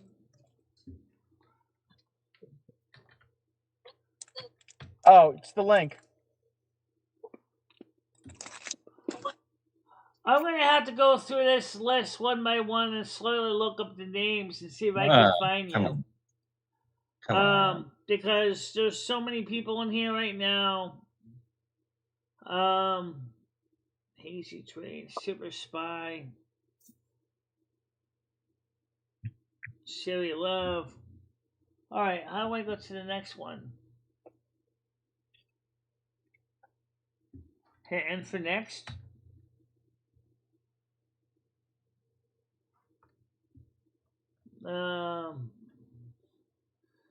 Why not this thing? Why don't they have this thing alphabetized? I'll tell you what, Ariza, if you could do me a favor, Michelle, she's got other accounts. It doesn't matter.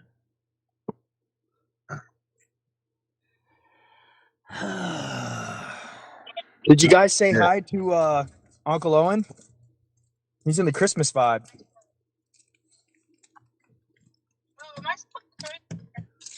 Huh? I mean, you can if you want to. You don't have to. Okay.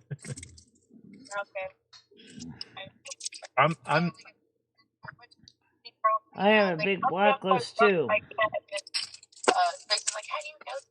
I was like, looking.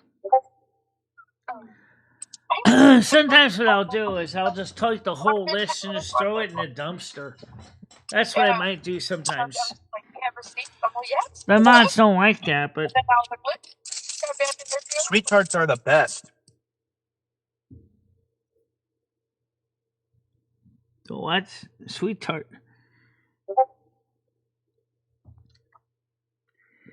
Hi Owen, how you doing? Who's Owen? I don't know who Owen is either. By the way.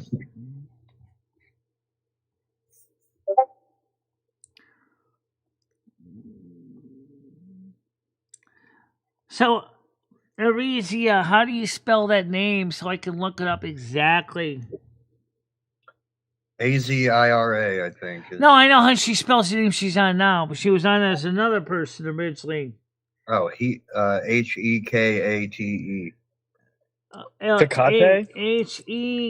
Tecate? Hek.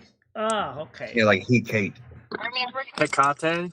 Who the fuck knows what it means? No one cares. It means whatever to that restreamer lady. I think something, I guess. I don't fucking know. I think it's from Greek mythology, actually. The gold digging mulatto. Okay, let me go back to that again. Should be easy to find it. Use the moderation. Okay. Dude, why is today's show so chaotic? No. Hidden users. You got Red and Dead here. Red Dead Redemption 2. At the same time, it's crazy. All you had to do was follow the damn train, CJ. I'm on so many accounts at the same time. Okay, well, I typed in HEK. Let's see how many HEKs show up here. I got so many cool tools. Tool mania.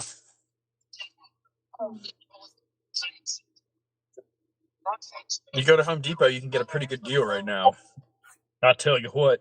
No, dang old, don't that Home Depot, man. Talk about that starter. Okay, that's the one. Really dang old crazy, man. Any other ones? Yeah, there's no one there. Unblock mind work, Michelle. Enough. So I got 2 Headcade starters unblocked. So Michelle, mind work. Mind work. Oh, I gotta go back and just close that window. Mind work. I like how they all have the name work, but none of them actually go to work. Yeah, hold on a minute.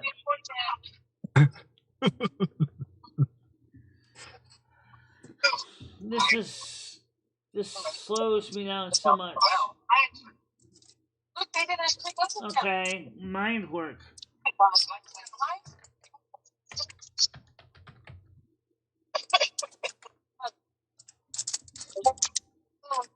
Whoa, Mickey! Whoa, Mickey! I found one Blue mind work sweethearts so are the far. best. Funky fancy. Ew, banana flavors, 2 of them. What's up, banana shirt? Okay, I think I got it now. So, Red, try your account now. Heckade Star, you can try yours too. Epic Chill. Sassy Savvy.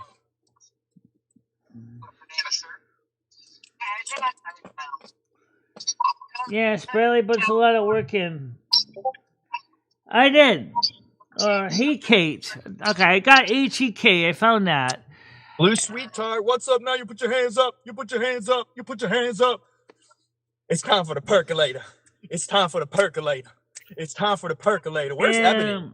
Coro. I need Ebony on a Friday.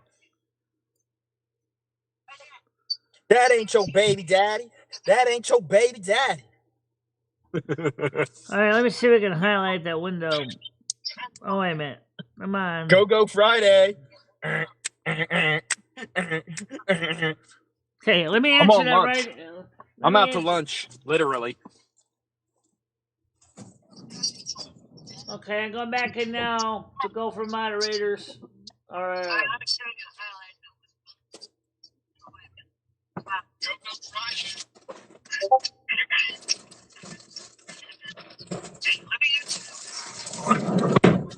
Chocolate covered cranberries. I love cranberries.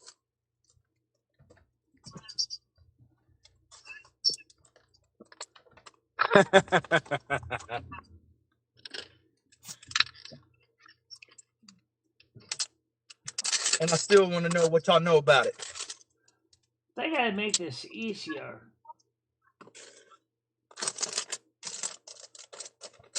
I have asked YouTube over and over again. Well, I don't have you under that account, but the heck, ATK when I found you under. There you go, Michelle. It's unblocked.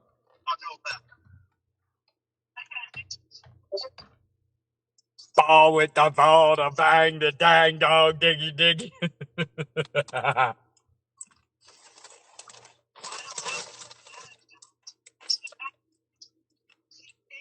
Shit, I'm from PG County.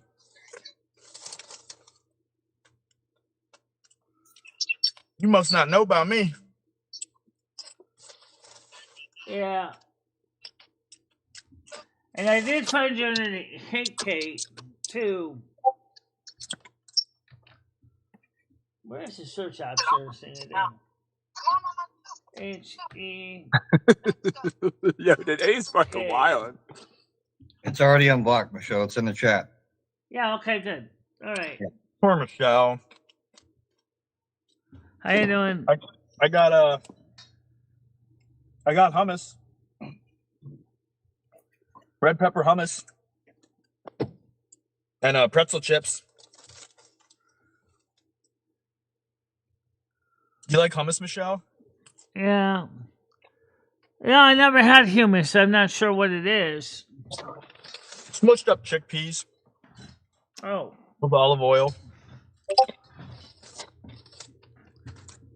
Really? That doesn't sound too appetizing.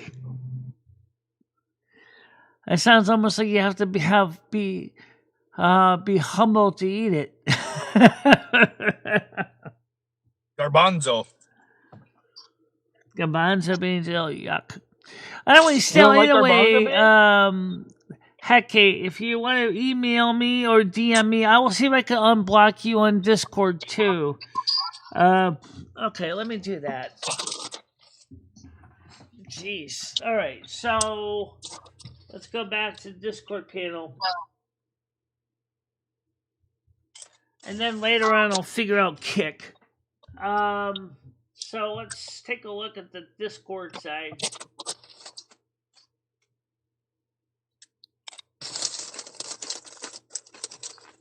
Thing is scratching its hindquarters. There we go. Okay. Yeah, we do the celebration live. I'm still waiting to hear back from the Trump Tower. I sent Noodles copy the message I sent the Trump Tower people, and I'm hoping they're gonna get back to me. Okay, so Where'd Red go? We want Red. Trying to have a Red Dead panel. Okay. It's impossible. We're the same person. I'll be the revolver. Let me get That's probably why he's not coming Red up. See? wants the link again.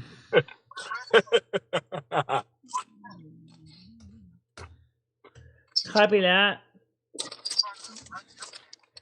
So, Rich.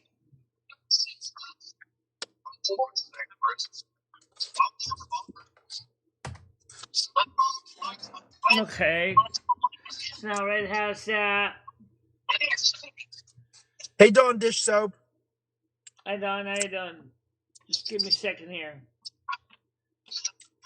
Let's go to my server setup. Bands. Let's see. Search. Okay. So I can search for the words HEK.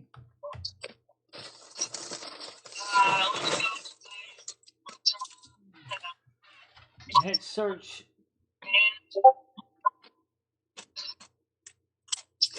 I mean, it's in the HEC.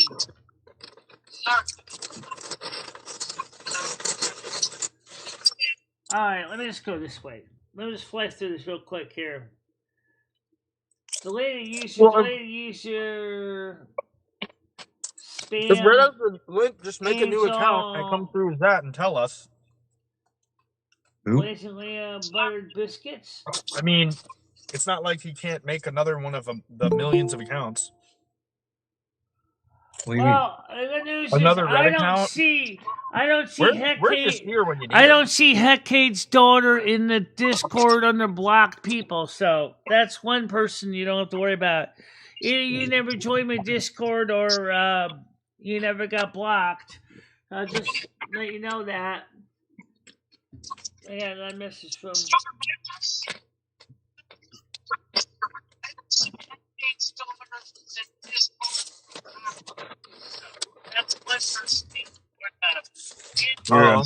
YouTube's playing back, Brad. Audio double? Yeah.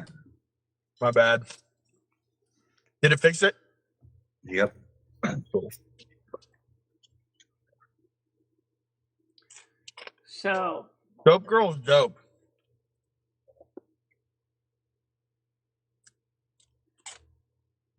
Dope Girl, did you finish? Someone may come up in the panel here. Hold on a minute. Right. Right. All right, Red, I gotcha. Just give me a second. Go ahead. We hooked the Red. Hi, Red. How you doing? All right. Holy shit. No, we can't talk at the same time. Oh. Yeah, let me switch my my voice modulator here. Welcome, Dope Girl. How you doing today? Dude, maybe we should get Hecate up here too, and this should be like the beginning of like awesomeness. Can't we all just get along? Yeah, who is that person? I can smell evil a mile away. You ain't fooling me. No, you ain't fooling me. Hecate? I see the insanity in that one. Oh, yeah. Self-proclaimed. Yeah. Well, she's just a gold digger mulatto. No biggie. When do they start coming around? Brand new? I guess. I think it had something to do with noodles. But when doesn't it have something to do with him? Yeah, it always has something to do with noodles either way, huh? How Doesn't matter if he how brings you them in or doing if you with, follow on them the in. job, Bradley? You got all the parts in order now, or you still? Oh, you no, s- still a ton of parts to do. I'm just chilling on break now, eating my Hums. I just dropped it on my brand new hoodie because I'm a jackass. Okay, Call me sloppy. it happens. I remember I got cream cheese and a brand new dress when I was in Noodles in the car having those bagels with cream cheese. I guess we got that in common, Michelle. Yeah. Yeah. All women are evil. You want to know why? Because Eve ate the apple first and made Adam eat it next. Eve apple? Evil? Yeah, there you go. You got it. Is that? I thought it was ambrosia. I don't know that there'd be a lot of money in that. Ambrosia? No, somebody said that she said that Noodles is trafficking. Oh Michelle. yeah, Dawn. By the way, is the third Capricorn in this Discord or in chat. She's Dude, Michelle traffics herself. Let's just be honest here. Dude, they were going to traffic her on the fucking Howard Stern show for crying out loud. Is that wait? Isn't he done? I thought he retired. Yeah, but when he wasn't, when Michelle was around, when he was still doing it, Michelle was going to be like Beetlejuice, kind of. Kind of looks like him. what do you mean Sorry, by- no offense. It was about time for Howard to retire. He got a little. I'm Got a sorry, little I don't spoiled. think I look like I- Beetlejuice. I heard he got really woke, and that's Yeah. kind of what destroyed his fan base. Yep. We'll go broke. I don't really pay attention to any of that shit. What am I doing?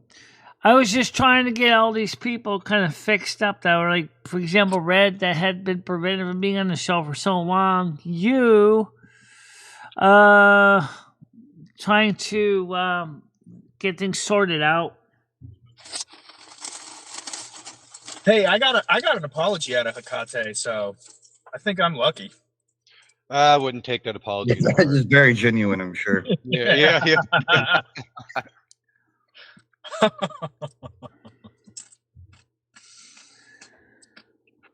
Man, this red bell pepper hummus is. So, Kate's daughter, if you ever DM me on Discord, we could talk about stuff. I don't think you're blocked. Oh, jeez, I didn't check the blocks list.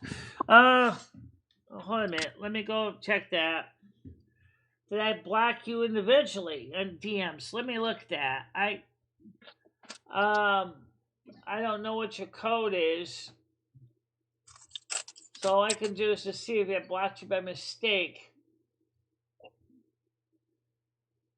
Let's see. So I'm going to go to friends list. Let's go to blocked list. Add friend. Where's my Brian block? K. Hey, Brian K. I know you're here. I can actually see you. He's Just not just blocked. talk, dude. Get on your other account and fucking type because I know you're here. For a fact. Well, he's not blocked anymore because I messaged him. The dude has hella accounts though. I don't know why he's not typing in here. He's laying low. The evil Grizz wizard might see him. Well, try to all I take it know out. is I don't see anybody in the blocked list. The Grizzard wizard. Well, Fairy, that just tells you that men are supposed to lead. Ugh. Yeah. Yeah, if women lead, dude, the world goes to crap. I mean, look what's happening. Eve With was women Yeah, in why power don't right you now. send me a friend request after you join my Discord, and then I could talk to you. You'll just start out as unverified to start with, like everybody else does, and then eventually you'll be verified, and you'll get your standard status. Ever since the feminist movement started and this woke LGBTQ shit, which is all ran by women, the world turned to shit. And it's the world. It's not just the country. The feminist movement started back in the 1970s, technically. I think they had a bit of a reason. Yeah, but it wasn't heavily pushed by the governments and stuff. Now it is. That's what I'm saying. I know it wasn't. That this woman pushed agenda is what's destroying this fucking nation and what's destroying the world. At least there's less women's suffrage. Okay, if you say so, I mean, I guess. I don't really give a fuck about any of that shit. Okay, let's manually type it in so in case you block me. Straight up anarchy. And I'm not talking like the punk rock shit. Yeah, you know, people blame the punk rock era and the Kurt Cobain era for all that. And I'm like, dude, do you not understand that there's another genre of music that is now more popular than that, and it's called rap music? Yeah, I listen to trap all the time. Yeah, so, you know, and I mean, people pointing to blame at, you know, the punk rock industry it's retarded. I'm already saved. I'm a Roman Catholic People didn't Easter know bacon. until, Trust me. like, 2000. In the 2000s, people started learning more about punk rock than they ever did when it was actually around.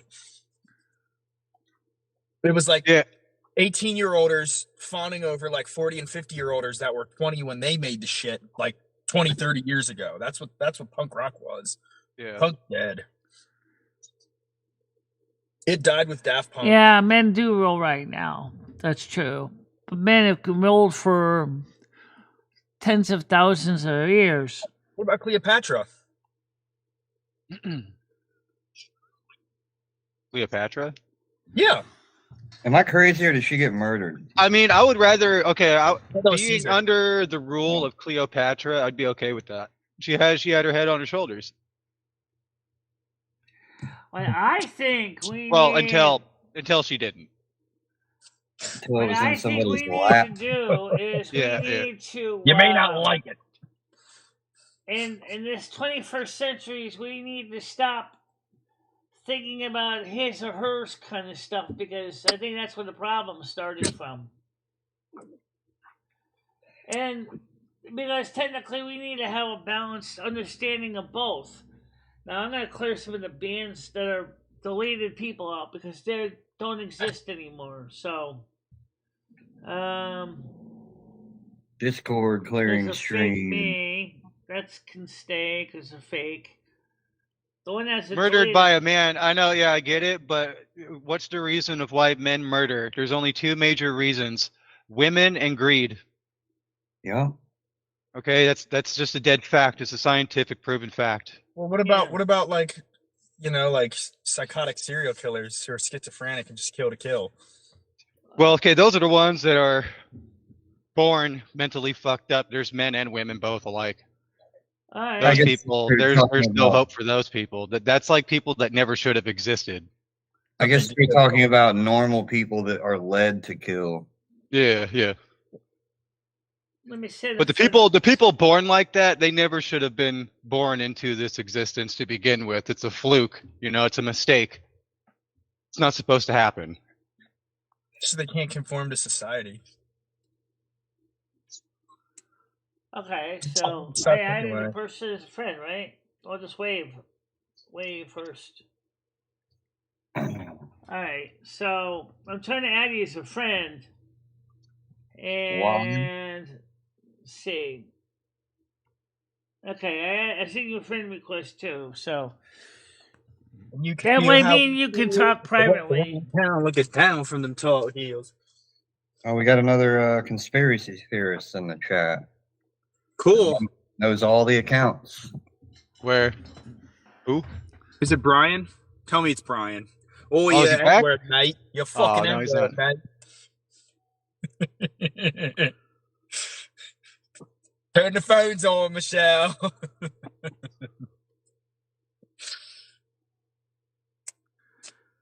She's Oh man, I got ink on my new hoodie. This has angered Doom. Yeah, what you mean by that is that there's just males don't act like adult men, but they're just like adult boys.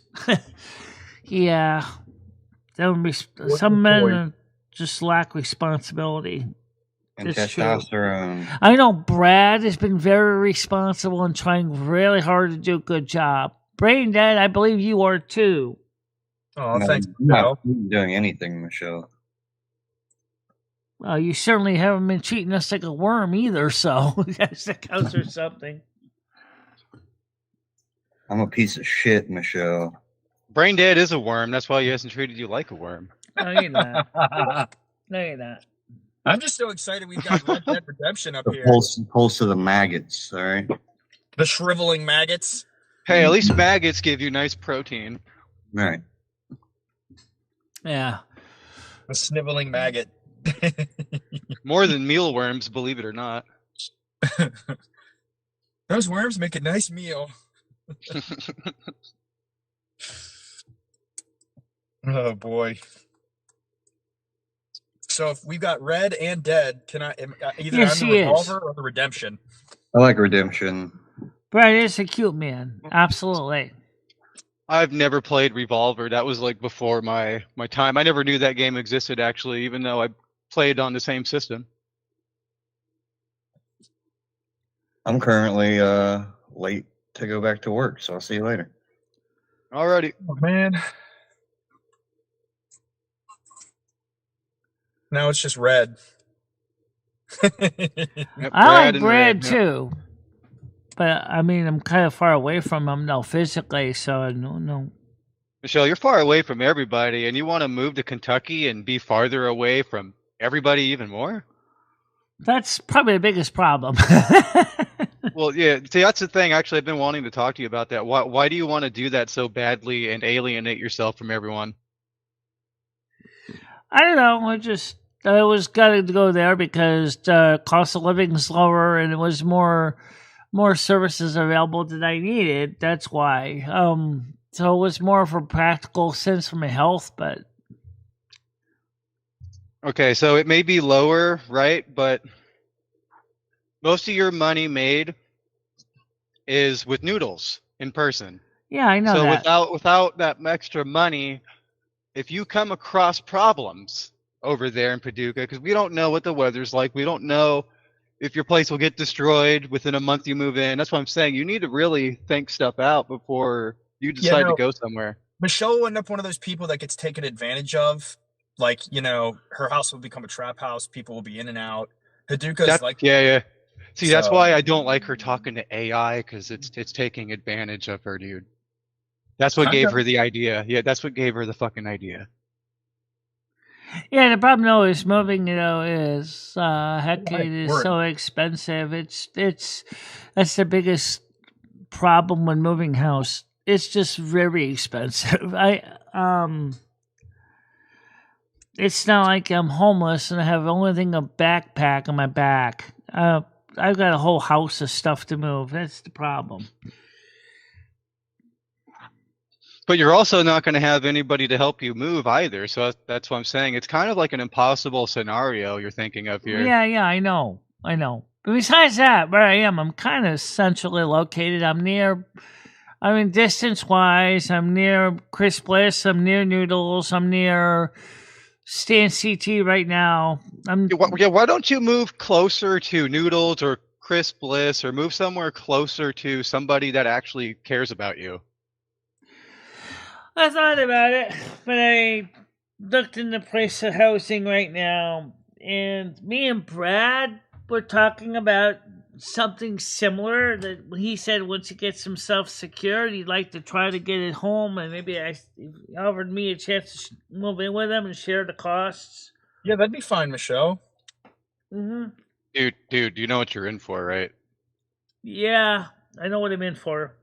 I'm talking to Brad. Like, Brad, you know what you're in for with that, right? But it turns out that Cancer and Virgo can get along pretty good. Okay. I mean, he would have advantage that he wouldn't technically be alone. I wouldn't be alone. At least would have somebody else to help him out. Yeah, there'll always be a constant flow of cash, so I don't think you'll have to worry about losing a place. That's for sure. If I find out the address, there'll be a constant flow of magazines too, and then I can burn them in my chimney, even though that creates creosote. Don't do that. Just go out and just, dude, there's okay, I know it's illegal to cut trees down and all that stuff in certain places, but dude, just do it. They're not gonna know. No one's gonna know. Well, actually depends because I mean you can Just get use an axe. Don't use a chainsaw. If you use a chainsaw, people are gonna know you're cutting something down. Yeah, but Well, you no, know what? Don't forget, you even can after you electric cut the chainsaw. tree down, it's gonna take at least Unless you got an 2 electric seasons one, for the you know, wood that to doesn't make season the to the point noise. where it's dry enough to actually burn. But if you go ahead, grab the brush and the stuff that's already on the ground, you're actually helping out the forest by taking up all the garbage, and then you can burn that little branches and stuff.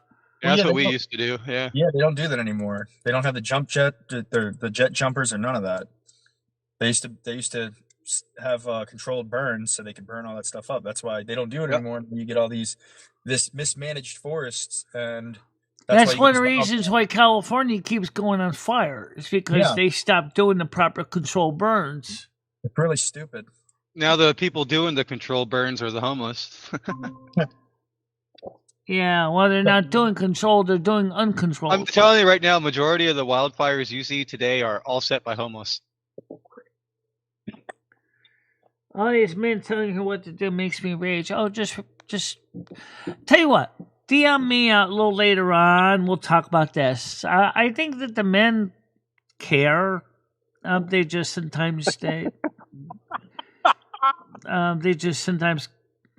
I don't want to start anything bad. Oh my god, how do I? They care enough that they want to try to make sure I don't get myself into a big of a pickle. How about that for an answer? Hitaki, she's don't scare her. Okay, don't. I'm just telling her, please. This individual doesn't even know what she's doing or saying in the chat. Yeah, I know. Listen. Everyone's got to be friends. Everyone's got to be, everyone's on YouTube, doing their thing, whatever. I'm just trying to be nice to everybody. Like, come on, please. You know what's going on. Please stop. Trying to let everyone fucking be over here. And, Yeah, X Noodles. Would you like to have a copy of the panel link? Do you really think it's a good idea? I don't know. I love you too, Hitaki. I love you too. Relax. Oh my god, man. I've been Michelle. I've been trying to get people together and have fun and fucking. And there's always a goddamn monkey wrench or someone's like, I don't like the way you did that, or I don't like, then do it yourself. Do it yourself. That's all you gotta do. You got people running away. You got people fucking coming back. People having strokes, Michelle. This is a tough community. Yeah. A real tough. Oh yeah, the second damn stroke in the community. Like, what the hell's going on with that? Stressing out, getting infections. It's the MMD virus. Yeah, we try to maintain a pleasant environment for everybody. I'm not exactly perfect at doing it either, but I try. Michelle, no one's perfect, but come on. We gotta. The thing is, Michelle, no one knows where to draw the line. You know what I mean? So you, Michelle, you tell me when I go a little too far. You say, Dave, I don't like that. Blah blah. We don't do it anymore. But Michelle, everyone here doesn't know that. You're doing a show for these people that aren't participating in it, Michelle. You know what I mean?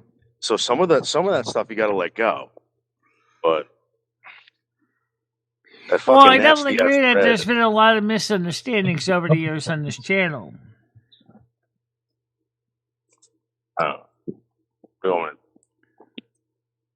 I bet Hekate is like 7 foot. Female Nephilim. She acts like demon, a straight demon. Yeah, I believe it. Michelle, she might be taller than you. Yeah, I bet she's like a straight unit. Yeah, we got to get Hitaki to Connecticut, Michelle. Pick us up. Oh God, did just being here alone make Grizz leave? Is that what happened? Maybe. He was talking to you in chat earlier. I don't know. Maybe he had to go take a dump. Well, I can try to reach out to Hecate. Probably cutting wood, dude. It's winter. A little later after the show. You should have been doing that all summer. Well, some people still cut wood in the winter. Yes, Dan, you have they like to about get 2 extra years. supplies. I split 5 cords by hand last year. I remember cutting wood in winter. God, It sucked poor balls. back. Fuck that. Yeah, actually, my back is hurting.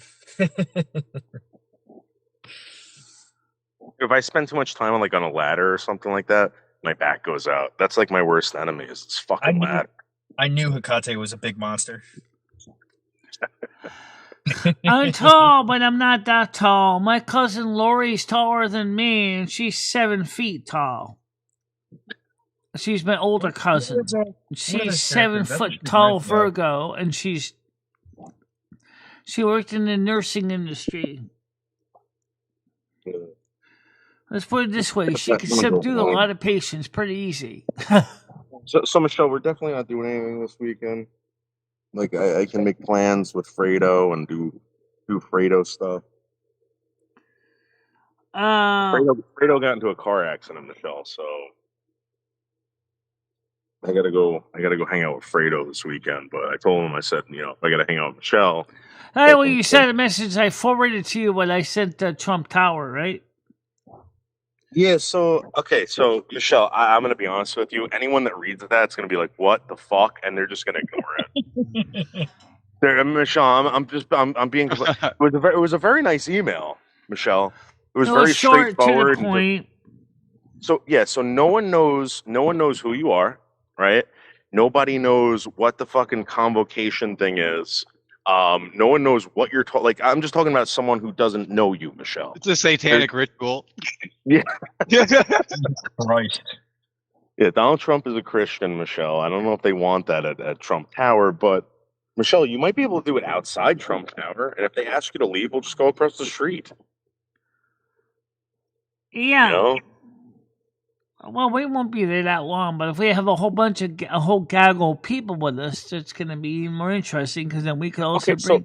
So how do we do that though? How do we get the whole gaggle of people? Because I've told you how to do it, and I just saw one email. You got to send one out. Just let them know we're there. Just let them know we're at Trump Tower, where we're going to be. Miss Hussey and the others can come meet us. Who are you telling? Green thing. We're navigating roadblocks here. Who, Michelle? Who are you telling? It's like that Prodigy song. You got to drive on through the roadblocks. Well, Stan CT and Green Thing said they would like to come. Yeah, because they know you, Michelle. You got to reach out to other YouTubers that are in the city that want to come out. I know. We're trying. No, you're not, Michelle. Michelle, listen. I've not seen you do one bit of research on who you would reach out to in New York City to come. There's tons of New York City YouTubers. All right. So what I suggest you do is gather a bunch of emails, send them out. 24 hours. Fuck. Yeah. Right. I could send one out to House Casey sees it. She's a blind performer in New York City. She has advocates for the blind people because, well, she's a performer. She works in New York City in the performing arts. So why don't you send an email out to her, tell her what you're about to do, and send her a link to the last one that we did at down Times Square. And Casey Neistat, I don't know him. Well, just send an email, Michelle. Send an email out to anyone. You could do whatever you want, Michelle. You're not harassing anyone. You're not bothering anyone. You're just giving out free information. Nobody's being hurt by you saying, "Hey, listen, I'm gonna be in New York City. If you want to come by for content or whatever, we'll be there." Collabs. Yeah. So you heard the sad truth that Tiger Kitty had to say goodbye to her dog yesterday. Uh-oh. All right, Michelle, I'm gonna say this just to be nice, right? If Tiger Kitty wanted everyone to know that, maybe Tiger would have asked one of us to say that, Michelle. She wanted us to let people know. That's why she wasn't here yesterday. Okay, so yeah, guys, if you want to reach out to Tiger, she really could use everybody's prayers and support. Yeah. Are you sure, Michelle? Yeah. Well, Gidgey's not allowed to talk to us anymore, deal for real. That's not because of anything we did. That's just something that has to do with Keemstar, not me.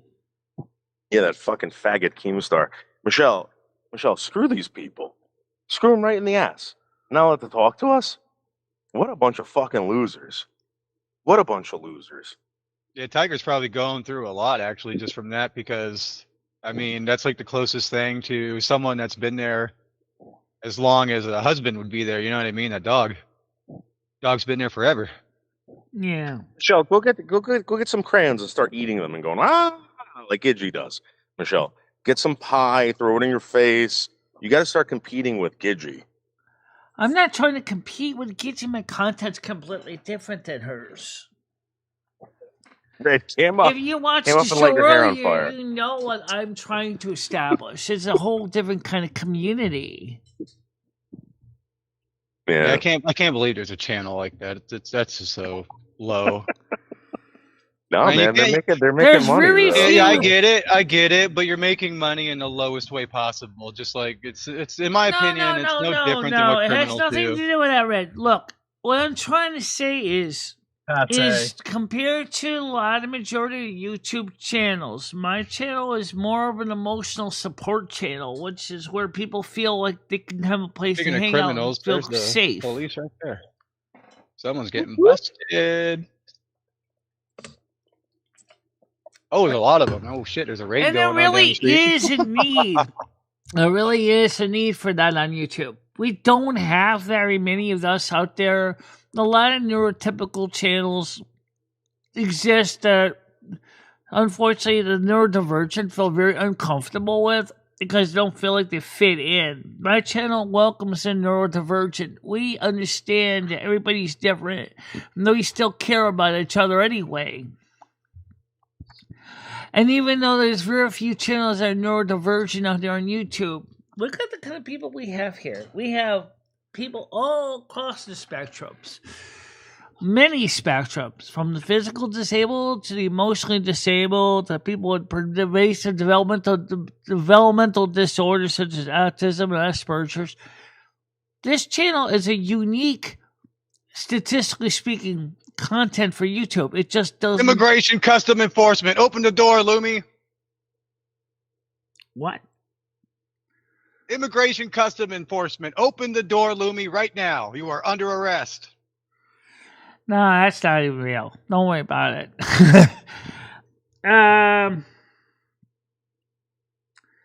So Dick Earl says that sounds like she had to head out. Yay! Hi, Nads. Nads, you missed it. We had Red Dead panel. And Hecate, the 6-foot Amazon is here. How you doing, Nance? She's like an aureole. One The of those bigger they are, the harder they golden fall. Mannix. Atar Mazkin.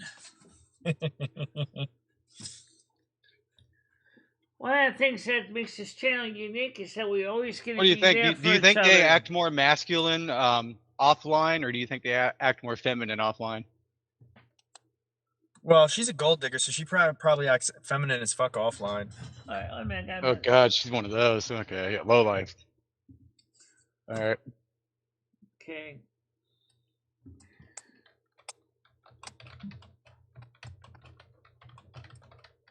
Is she gold digging on noodles?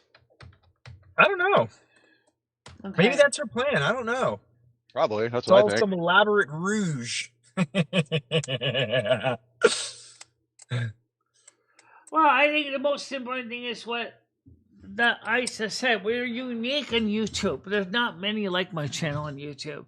I know a lot of neurodivergent people have tried to create YouTube channels with mixed results.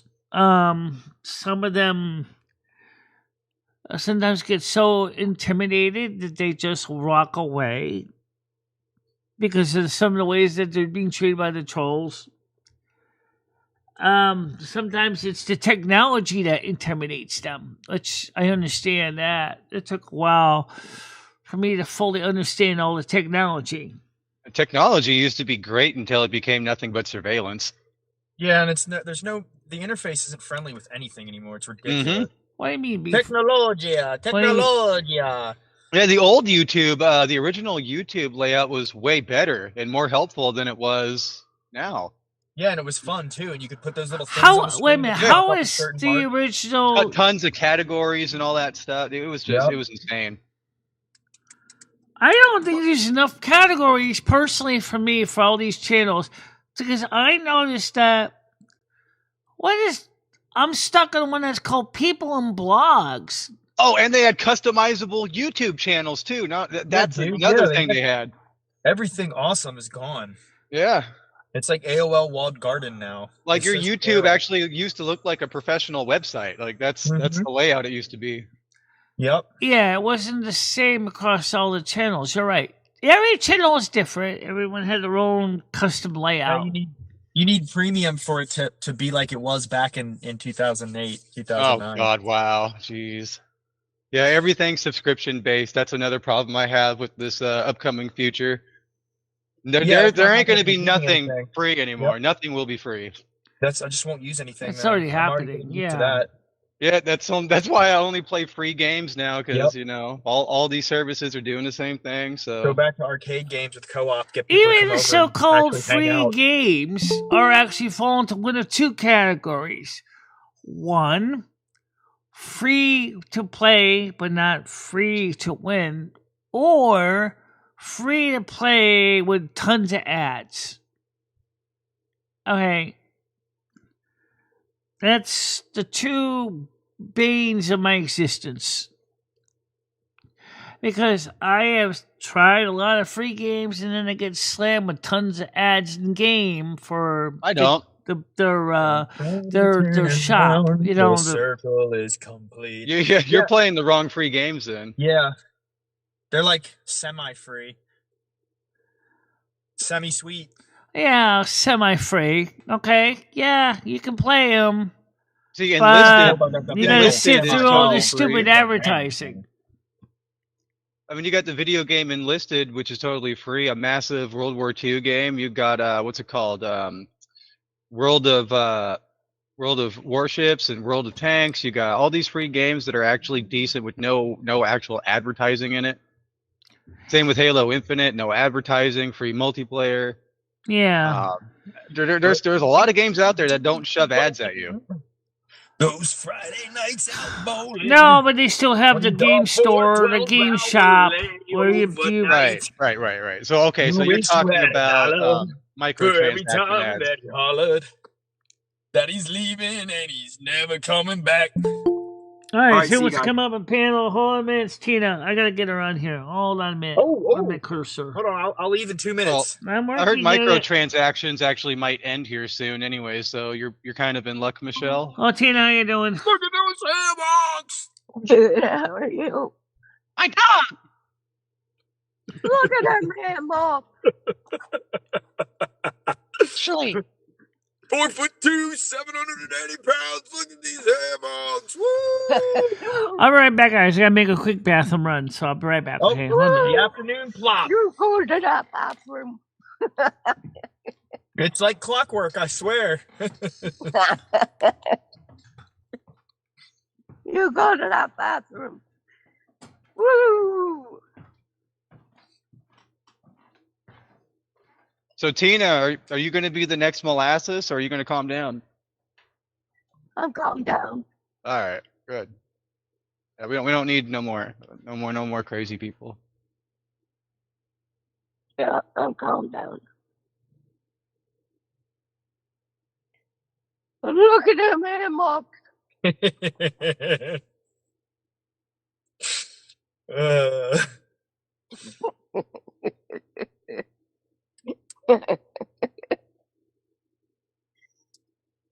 I just like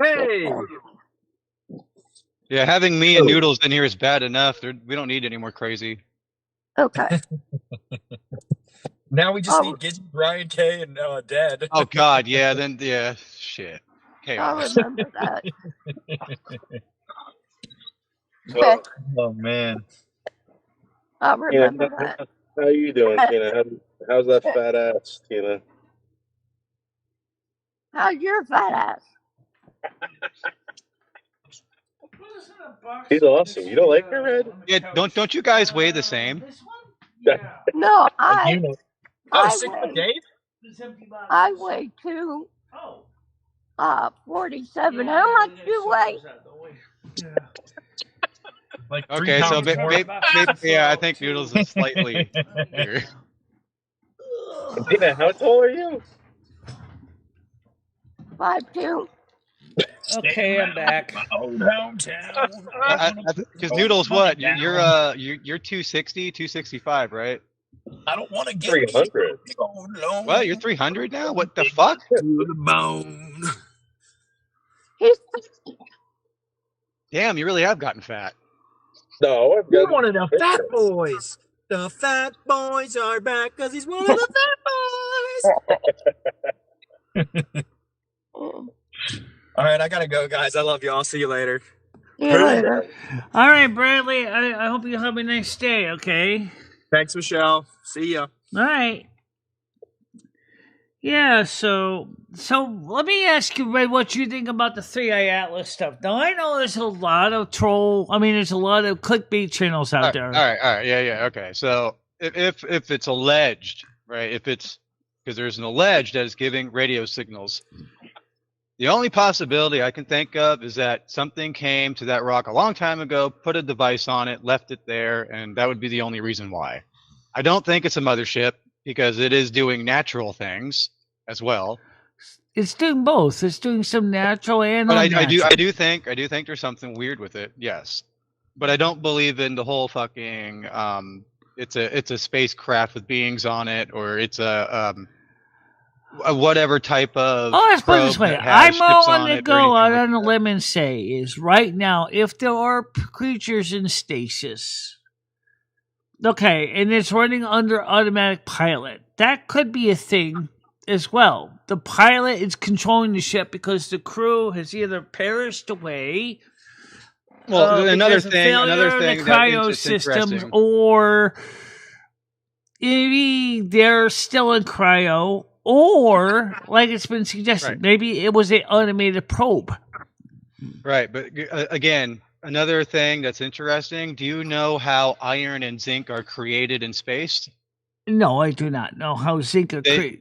They are created by exploding stars, all right? So when the stars explode, the gas condenses down, all the particles condense down, form those rocks, and it takes a long time to do that. Now, there's no iron on that, which is very interesting, which shouldn't be possible at all. So that's what I'm saying. I don't know what this rock has been through to not have any iron.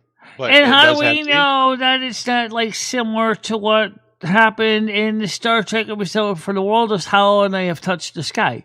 How do we know that it was not a ship hollowed out? Well, we could have, or how about this, Michelle? Maybe we're just stupid when it comes to space, and we don't know everything when it comes to the creation of rocks. I mean, we're not even a level 1 society yet. We're still level 0 as far as spacefaring. It's like we're just toddlers starting to learn to walk as far as space goes. I do not dismiss that. We don't have faster than light travel. We're not even a level 1 generation or civilization yet, as far as spacefaring. The only faster than light travel we actually acquired is internet. That's it. Yeah. Actually, that's as fast as light. It's about the same speed, just a little bit slower. No, if we actually develop quantum communications technology, quantum entanglement for communications, so that communications can be faster than light, that would be a real game changer, because then we could easily send messages close to faster than light communications, a thing like Alpha Centauri. We can't do that now. It'll take almost 20 to at least 200 years to get a signal there and back. Think about this. Yeah, even with faster than light communications, it would take a long time to communicate with another civilization. Yeah. But that's where the quantum entanglement stuff comes in. I mean, I think that's really interesting. Well, maybe that's what they're going to have quantum AI working on, and that's kind of what terrifies me with quantum AI, is that it can do more than we think.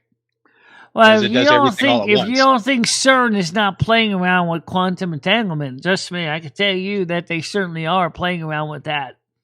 Of course, yeah. Because they realize that that's what it's going to take. Well, we're playing with quantum entanglement right now with our own thoughts, and I don't know if you know that. Then but right now, everything's they've quantum actually entangled. found a way to begin the process of teleportation. That's another thing that was working with quantum entanglement. I mean, Yeah, actually, that's the whole thing with the 3 orbs that teleported that airplane. That has to do with quantum entanglement, and I was going to post the actual the well, you science haven't behind it on my teleported page, human but, beings yet. I don't know where the hell I put it. It must be on my old computer. But think of how much this would change the whole world if we have teleportation. Trump's law would be obsolete. Trump's law would be totally obsolete. Because every illegal can beam into any city they want. Think about it. You get on a teleporter, right? Say in Paris, and you could be in, say, Kalamazoo, Michigan in a second. You don't need no passport, no visa, no nothing. You just show up. Forget airplanes, obsolete. Forget trains, obsolete. Yeah, but it's not going to be something like that. Wouldn't come out for the public use. I'm just going to say that right now. Yeah, but you know when it happens eventually, right? It ends up in the public hands. Either somebody, somehow someone that's smart enough figures it out, and but that still takes a long time, you know. So I mean, there's still a chance that it might never happen. Yeah.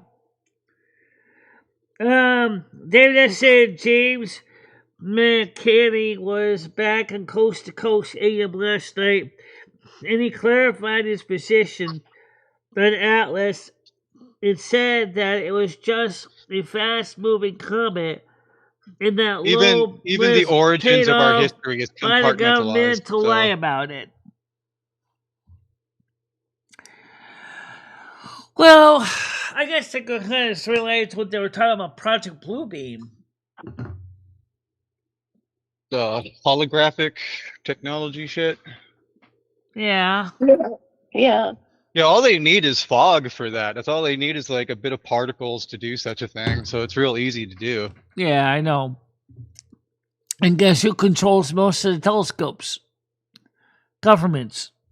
Yeah. So they could easily be sending us falsified images, and we would have no idea. And let's be honest, the amateur telescopes that have spent, $12,000. I had a spotlight on me, and when I had the spotlight on me during the foggy day, it looked like I was a big being inside the inside the sky. Well, the point is that I'm not going to dismiss it, but the Hopi, talking about the blue kachinas, they believe the 3-eye Atlas is a blue kachina, which I think is interesting. So I've been studying a little bit on the Hopi belief system too to understand. I think they're kind of cool. I actually would like to talk to one of those Hopi elders in person and learn a little bit more about their faith system. How does it work? The blue kachinas and the different ages of humanity. I'm interested because I'm a Palladian starseed. I want to know.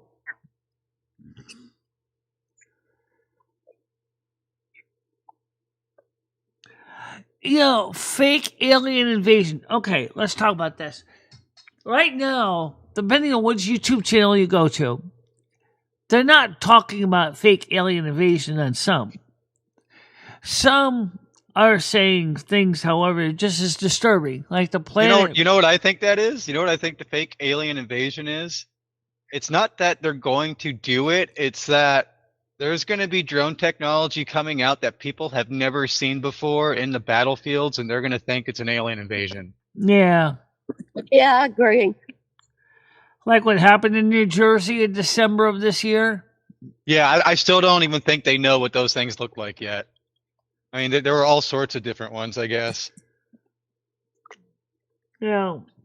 There was even a New Jersey drone company that actually did a test flight during that episode with all the drones. David, and it's a taxi service. The Hopi really do interest me. their whole faith system interests me. I just want to know more about them. I don't know any people that are Hopi. I really would like to know the Hopi.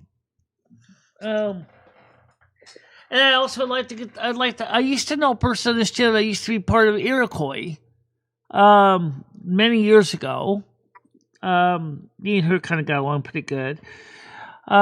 She was surprised how much I knew about the Iroquois Indian Nation.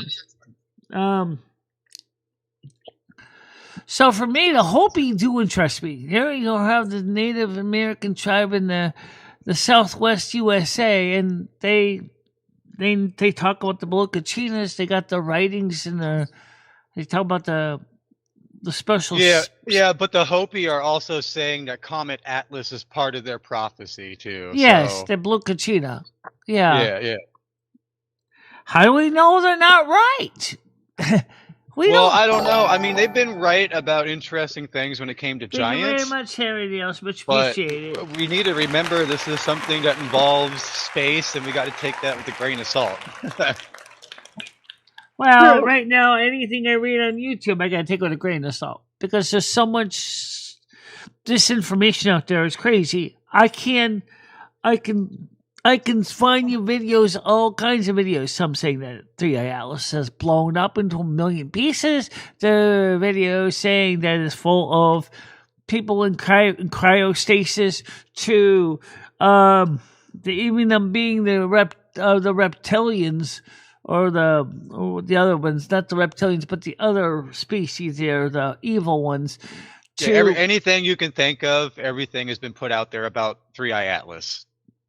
Exactly. That's the reasons why, for me, I have to sit there and sort through it all, and it's absolutely exhausting because it's like that's the problem with the internet, Michelle. The internet is the disinformation campaign. It's just as bad as the Onion, the National Enquirer, Star Magazine. It's like I don't really know what's real because. You try to find the real truth out there, and it's not readily available information. Yeah, the real truth is mostly science fiction stuff. But anyways, that's why I say science fiction doesn't exist. It's a gaslighting term.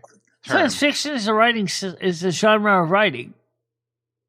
Well, no, because all the things that were deemed science fiction are now reality. So that's why I'm saying there is no such thing as science fiction. They just they just label something like that because they're ideas that they're working on. They want you to believe what they want you to believe. Yeah. That's what I think. Yeah, they want you to think something like that's fake when it's not. Well, all I know is that, sooner or later, the truth is going to come out one way or another.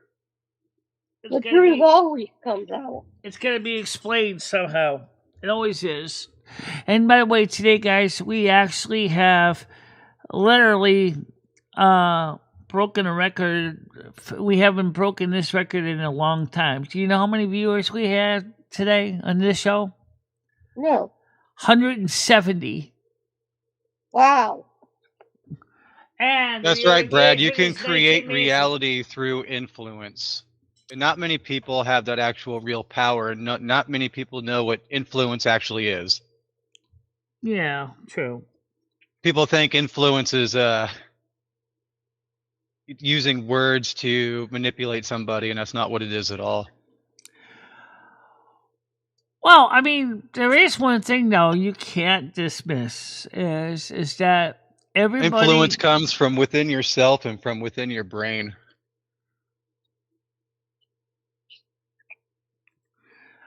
I mean, you can't deny that everybody sometimes in this day and age with all the different content that we get on the internet, it can get overwhelming sometimes trying to sort the wheat from the chaff, if you know what I'm saying. You cannot believe everything that's on the internet. No, but sometimes, though, it's like, even if you do get the real news articles from the news, how do you know the news at the news stations is true, too? Well, we already know that the news lies all the time and always has. I know. Yes. They sensationalize everything because it gets more viewers. More viewers means more advertising, CPM, advertising revenue or RPM. People are so fooled, Michelle, that they think the 1940s and older was like the worst propaganda age that we lived in. No, the worst propaganda age we live in is today. Because it's so easy to do it. Think about it. Yeah. And you got all these people that they allow everybody to, no matter who you are, to push disinformation, and then it just becomes impossible to know what's real. Then with AI doing the same thing, you get the extra double whammy. So, I mean, they're doing this on purpose because they don't want people to find the truth anymore. Sometimes the truth gets lost in all the noise. Yes, then that's exactly why they're doing it. They want you to become... Oh, the very intelligent thing you just said right there. It's true. You to become the signal to ratio, noise ratio is off the charts. It just is. As I said, I could go on 3i Atlas videos on YouTube, and there's thousands of them, and they're all saying all kinds of different stuff. So then my brain says, okay, how do we separate the truth from the bullshit? And the only thing I can do is just go well, let's look what the common facts are that are being stated. And then based on those common facts, let's see where they diverge. Well, that's where discernment comes in. You got to use your gift of discernment from within you to feel if it's true or not. They want you to become quality news, quantitative news versus qualitative. I'd rather go for the qualitative. But if the quantitative actually confirms with the qualitative, then I tend to take that a little more seriously than the 1 to 2 fringe articles that are out there in La La Land somewhere that can say something that can't even be verified. Michelle. Yeah, we can't verify a lot of things these days. It's kind of messed up. Hey, Michelle. What? They want you to become mindless idiots. Yep. Mm-hmm. That's why they gave you all phones. Yeah.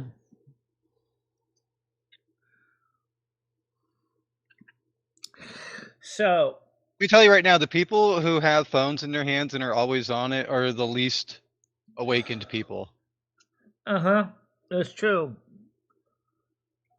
They never use their own discernment. They never use their own thoughts. They just kind of just go with the flow. Yeah.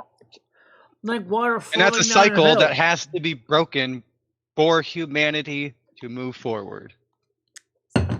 That's the problem with cell phones. That's why I was thinking about getting rid of my cell phones originally. I might still do it. I don't know. That's why I don't have one, Michelle. When I go outside, that's it. I'm disconnected from everybody. My mind's at ease. Oh yeah, I'll actually leave my phone at home a lot of times. I like if I'm going out, it's like I feel like Helen Reddy's Ruby Red dress. Leave me the fuck alone. I don't want to be called when I still I'm have out. my phone. I'm looking at it right now, and I have not turned that bitch on since 2019. Oh, okay. Yeah, you still getting stuck with the monthly bill for it? Hell no. Yeah, the bill was just a retarded price alone. It's like, dude. See, I mean, the home internet I got through T-Mobile, I could say was essential for my work. I work from the frontier. As I said at the beginning of the show, my home internet from T-Mobile this morning was having a bad moment. They were doing some tower work. So then by default, my router switches back over to Frontier. So I was still been able to stream. Although I'd have to reduce my rate down to 640 by 360. But, you know, that's just the way I do it. So I have backups on backups. Okay. But with cell phones, despite all the phones I have, the one phone technology I will never, ever accept as a good idea is an eSIM. Don't go for a phone with an eSIM if you can avoid it. Because it means that if your phone breaks and you have to send it, in my case, take to Apple, you can't take the SIM out and put it into another phone. So you would be totally phoneless. Brad. No one can think clearly in a battlefield. Trust me. That is one of the hardest things to do in a battlefield. There's a lot going on in a battlefield.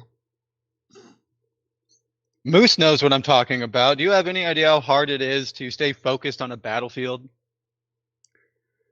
When you know that there's probably an enemy fucking looking right at you. Mickey O'Cocker was deep faked to and so's Avi Loeb. They've both been deep faked to death. That's why you got to go through intense training. Because they're trying to get on the bandwagon, the AI bandwagon, the 3i Atlas bandwagon, going, yeah, I just have to come up with this bullshit, come up with a couple fake stories, and then I can get hundreds of thousands of views, and woo! And I'll be rich. I can be monetized, and yeah, you wait, and then one day, your channel's just gonna crash because one day it's gonna be off the wreck. 3i Atlas is gonna be out of the solar system, and then you're gonna be like, oh, gee, there goes my money supply. Yeah, guess what? You're lucky you didn't lose your channel because YouTube eventually will crack down on that. They'll crack down for the concept of misinformation. If you start... So I'm going to get my on camera here. There we go. If you keep doing that misinformation, YouTube eventually is going to say enough's enough. Yes, Dad, I brushed his fur this morning. When I first got up, I brushed his fur. I didn't. Shit! Show Rusty. Yeah, where's Rusty at? Yeah, where's Rusty? Right here. Oh, there he is. There's Rusty. So yeah, the big cat's right here. I brushed his fur this morning too. Still as fat as ever. Yeah, just like me. Well, maybe I think you lost a little bit. Oh wait. A little. That's relative. Rusty, you lost water. Rusty looks exactly like my cat. Trust me, anytime you lose a little weight, it's mainly water. Yeah. Yeah. True. However, Michelle, Rusty looks like my cat. Yeah, he does, because these cats are almost very similar to each other. Similar to your cat, Samson. Some of them have other traits like little white patches, and Rusty doesn't really have that. He's got some gray fur in the top now. Right here, he's got. Oh, he's getting old. Yeah. Yes, he's an old kitty. Starting to show now, huh? Let me see if I can get Rusty camera on the other shot here so you can see better. Might want to change his diet around a little bit, though, if it's starting to show age. Oh, look at yeah, him. He's eating soft food now. He's eating canned food more than the dry food. I love the fish. But I'm still trying to do portion control with him anyway. Yeah, that's going to be a big thing, especially if he's showing signs of aging now like that. Look at that face. Now, because now he's susceptible to the problems that cats get, so... Yeah, I don't need him to get type 2 diabetes. That's not what I'm worried about. I'm worried about bladder cancer, which male cats commonly get. Yeah, you mean fuss. Especially whatever it is that they commonly get with their bladders that doesn't last very long. Fuss is kind of like a kidney stone kind of thing. It's no fun for a cat. My cat had that, and he turned into a big asshole. And I was like, oh wow, I'm like, you're sick, aren't you? Urinary tract, yeah. Yeah, I'm well aware of it. I lost a cat to it, so. It was a senior cat that had it. Is Rusty still shedding? Yeah. Rusty still got it together. Michelle, is he shedding? No, not really. He's done shedding for the season. Okay. When does he start shedding? We'll start shedding again probably around April next year. Okay. When the spring weather comes in, that's when he's going to exchange his winter coat for his spring coat. Okay. It's kind of like me. I shed too, but my hair grows back and pretty quick. So. Because I know Samson, he sheds for the winter, and then he sheds for the spring and summer. Right. Yeah. Yeah, they changed. Did they do that? Okay. It's natural. Cats do shed. Plus, it helps keep them brushed though if you can, because that fur can mat up. Rusty's fur is very thick. So what happens with him is kind of like a sheep. I'm gonna mention sheep, even though it's a different animal, because it's the same. Like when they get the thick wool coat, right? Yeah. You gotta watch out for like, especially around the back area, because that's where things get messy, and some cats, especially overweight cats, can't easily get to that part to clean themselves, and then it gets kind of full of junk back there. Well, in the sheep, a shepherd will do the same thing. And then they also, when they shear the sheep, like in the spring, because they use that to make the wool. The same thing with alpacas, to make the wool, and they used to make yarn and things like that.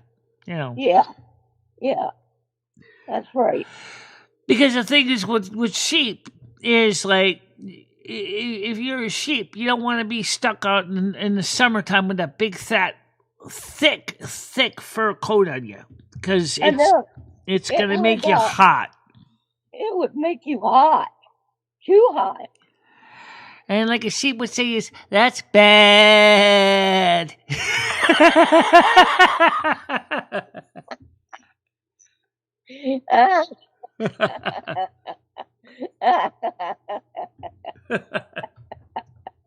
That's funny. You guys don't think I have a sense of humor. There you go.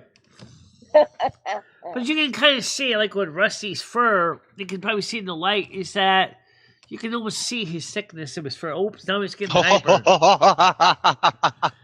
Now maybe you can see his fur. He's got this thick coat. You can see it. Oh, yeah, he was going to get you there. Oh, yeah. Look he's at him. getting hyper now. He likes Rusty wants to smack you up again. He likes hyping up for the camera. That's the thing with Rusty. He's a camera hog. Are you sure he just doesn't enjoy smacking you around? Rusty wants to take over the camera. I'm doing fine. How are you, Margot? Good morning to you. Afternoon, in this case. How are you doing? Michelle. Hey, Michelle. Yeah. Rusty wants to take over the camera. Pretty much. Right now, he's putting his scent all over my monitor. He's making sure any other cat that comes in this house knows that this is his space and he doesn't want him here. Just like he does when he lays on my bed, does the same thing. He says, "This is my bed. Don't bring your filthy paws up here." He's been scratching? Okay, see, no, he hasn't really. He might be trying to tell you something. If that's happening a lot now. I hope he's not in pain, and that's why he's hitting you. That's why my cat hit me. I think Rusty sometimes feels like he's getting ignored, and that's not what I'm trying to do. But yeah, that could be another reason too. I mean, cats are more sensitive than you think. If they're not getting the attention they want, they die early, Michelle. I know that. It's important for them to get attention. I absolutely know that. Yes, I had a male cat that died when I went to college because he died of a broken heart because I wasn't there anymore for him because I was in school. Is he trying to get your attention now? Not really. He just likes to put his scent all over my monitor. But if I put my hand on the arm, I'm afraid he's going to swat at me. So he's really kind of he's getting all his energies up because his tail is swinging really fast right now. He's like, go away, lady. He's really excited right now. He's like, go away, lady. Somewhat. I've had too many times it's miserable.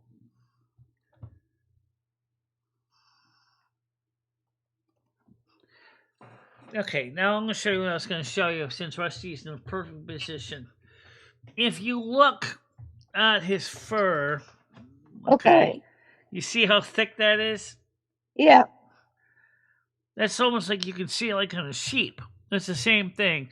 Cats that have thick fur like him, it almost looks like it's layers.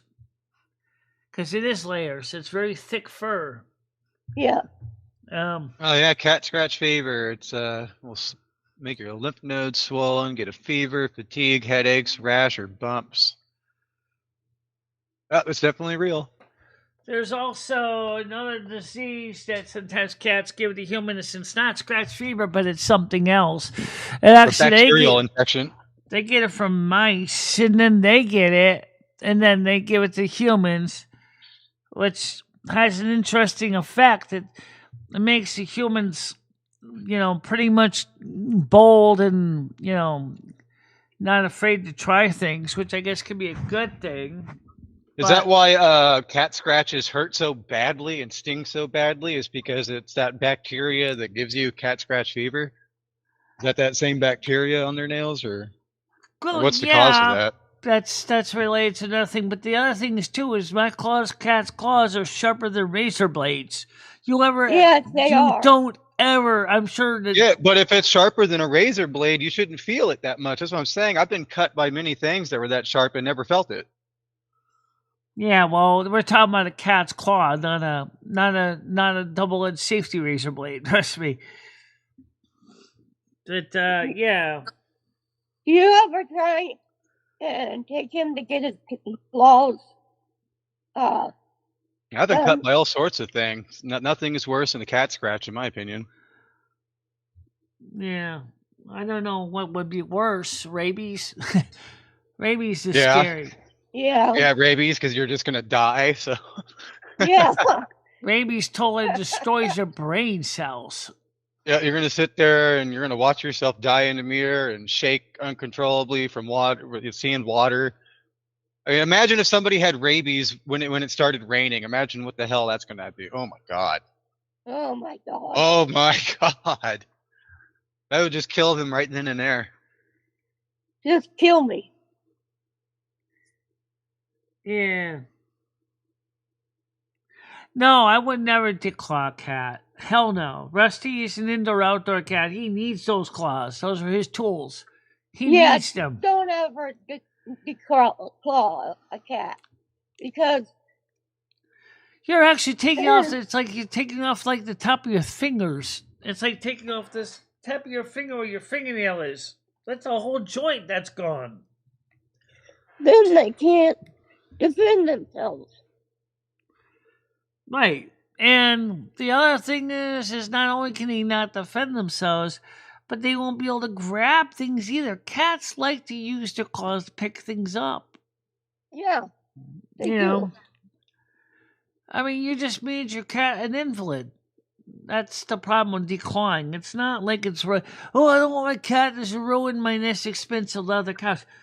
Well, then why did you buy a leather couch when you already knew you had a cat?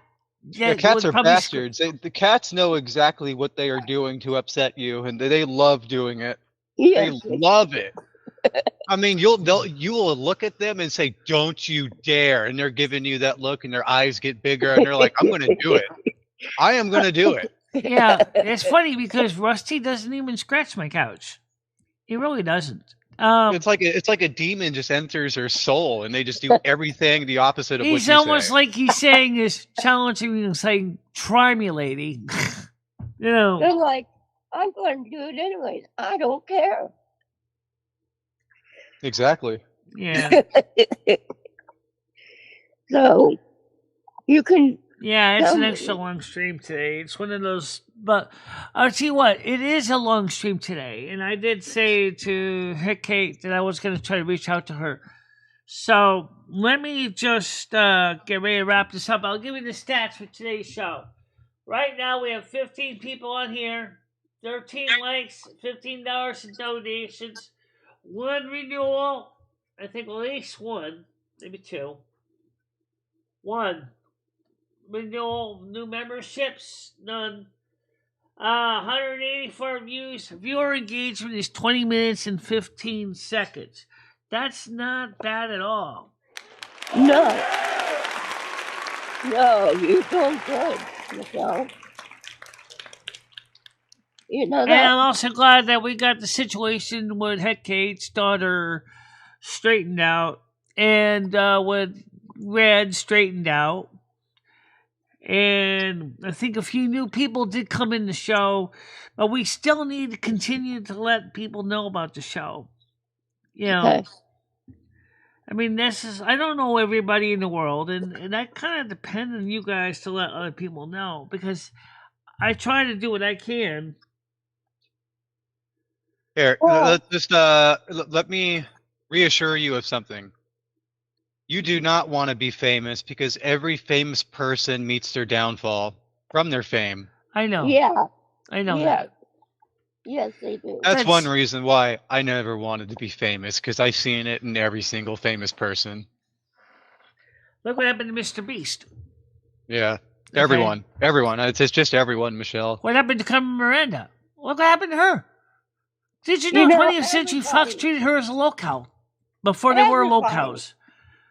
Everybody that becomes They burned her out to the point where her health couldn't take it anymore. Everybody that becomes famous has their downfall. Right, either because of drugs, stress. Yeah. Drugs are a big Carmen one. Miranda was both. It was drugs and stress that did her in. Prescription medication. Yeah, you got to remember, drugs also create stress. So I mean, if you get on the drugs, it's over for you. Right, even if they're prescription drugs, in her case, she was in uppers and downers that were prescribed by her doctor. So that just stay on marijuana. Don't ever do any other drugs. 20th Century Fox just wanted her to keep popping out comedy videos, dance videos, the samba videos. And yet, poor Carmen Miranda was just so beat up, exhausted. Oh my God, it survived. I saw when she was in an interview with the USO, she looked like a goddamn washed up robot. Like, she was on so many uppers and downers prescribed by doctors, and that's one of the reasons why she now has got a second chance to redeem herself in a way, because she's helping me and Lumi and a lot of others that she's working with to avoid that trap. You know, she said, "Do what you want, but for your health, don't keep pushing yourself till you basically burn yourself out, because that's what will happen. So you're comfortable doing one show a day, do one show a day. If you want to do a second show, do a second show, but don't go out there and do it just because of the money or the fame, because it's not worth it. If you lose your passion, you've lost it. Period." It's really not worth it. Right. If you're on here to seek fame, you're gonna get destroyed by default. In fact, in some ways, it was even worse than it was for Carmen Miranda with 20th Century Fox. Yeah, because here's why. 20th Century Fox, she had a support team. She had managers. She had fellow actors. She had a crew. You're doing on YouTube, you're your own everything. You're your own producer, your own director, your own on-screen talent. Yeah. You're dealing with your own meal. You know, you're not. It's even worse. She had the support staff of the 20th Century Fox. I don't have that, so I got stuck wearing lots of hats, and I used to get so burned out. Another thing that can do with YouTube is, are you doing the show because you love doing what you're doing, or are you doing it just for the clicks, the views? I'm doing the show that I love, which Noodles finds a little bit uncomfortable because it's not mainstream. Right. That's why I said when I went live yesterday, I'm here for my own reasons. I'm not here for anybody else or I I'm just love here for helping. myself. I love helping the community. I love giving a place where people feel safe and comfortable. But I'm not going to be like some of those channels that are just doing it for just the laughs and the clicks and the views.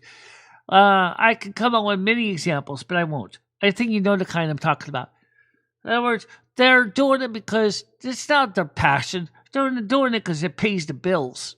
And then and they wonder why they feel like the people can see that they're not enjoying themselves. Because they sold out to get their bills paid. Right.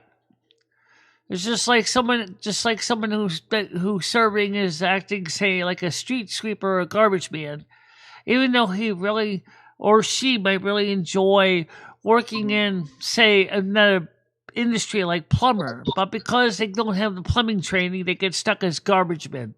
And they hate the job, they hate dealing with smelly trash, but yet it pays the bills, so they just grumble and keep on with it anyway. Hey, Michelle, you want any kids?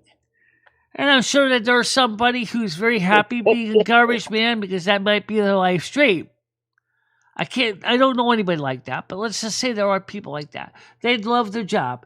They're doing the dream job. I'm taking your garbage away, lady. I'm picking it up in my truck now. I love serving my community and hauling away their shit. Okay, they're happy doing it. They're happy garbage guys. Nobody complains about those guys. They're not complaining about, oh, I have to deal with this horrible customer who basically says I keep parking the garbage can in the wrong place. Really. Why are you putting the garbage there? Move it. But the point is that it's not a job that a lot of people would say is a fun job. But if you have a passion and you want to be a garbage man, that's fine. If that's your dream, I'm not going to stop you. But if you got forced being a garbage man because you got to pay your college tuition, it's not going to feel the same for you because you have dreams of greener pastures. It's only a step up. Yeah, you're not going to like your job. Right. You really ain't. You're not. Yeah, it's different. It definitely is different. On the side, I do enjoy doing something to me that is to have the community we have because in some ways, just like Mr. Rogers gave me a thumbs up from the other side, he says, you're doing something for adults that I was doing with children. Yeah. Giving them a place to feel comfortable with themselves. And he said, that's special. Yeah. And though some people might think that means I think I'm losing my mind, no, it doesn't mean I'm losing my mind. Fred Rogers really was dedicated to reaching out to kids. He was. He was very, very dedicated. He was a young man. He had his own struggles, his health, his life. And he wanted to create a community where people felt accepted. That's what I was trying to point out this morning. And Rusty now is being friendly. No. Now he's waving his tail in the air. See, Rusty likes to have his days when he's moody and some days when he's... Yeah. Wrong button. Well, at least it's not that bad. At least you didn't make Rusty sound like he was farting on camera. Speaking of fart, I caught you farting yesterday. Yeah, I know. Sorry. It happens. They weren't quite silent, were they? No, it was a banger. It was a butt vibrator. Turbo boost. That sure sounded like a butt vibrator. It's turbo boost. Yeah, do that on a hardwood floor and it would really be loud. That would be funny. I've done that before. Yeah. I've done that before. I did that just so my neighbors downstairs would hear it. Did they come up and say anything? Oh no, they're so terrified of me. Well, anyway, guys, I'm gonna say right now it is getting kind of late. I don't have anything to do right now, but everybody here is actually intimidated of me, and I don't even do anything to them, and it's just one of those things. Yeah. Well, I think it's time to get ready to wrap it up. So, I want to thank everybody for coming to the show today. You, Tina Noodles, and everyone else that's here. I want to say thank you for coming. And you're welcome. So for the panel, I'll see you in a little later on, panel. That would be Tina and Red. I'll see you soon. Okay. I'll see you later, okay, Michelle? Okay. Yep. Bye-bye, panel. Bye. Later. Okay, so yeah, I think we did a good show today. I absolutely do. I think it was important. Because we bring something to the table that makes our show stand out compared to the other channels out there. All right, so let's get the blessings in. Okay. May all of you have a happy and safe day. Stay out of trouble. Be excellent to one another. Show everybody kindness and compassion, decency. Remember that not everybody thinks the same way you do. So be understanding and be respecting of their viewpoints. I agree with that, and also it's still kind of chilly out there, so please dress warmly and try to stay out of trouble with the weather too. And if you see someone that's in need, try to give them a helping hand, be it with the weather, clothing, food, whatever you can do to help them out. Everything you do is a step in the right direction. The service is over. Time to go in peace, kind, love, and don't forget the party on, dude. And we'll see you tomorrow night. It's Saturday tomorrow. Saturday night show. 7 o'clock. And of course, don't forget the morning show at 7 o'clock too. Until then, bye-bye. Bye-bye, guys.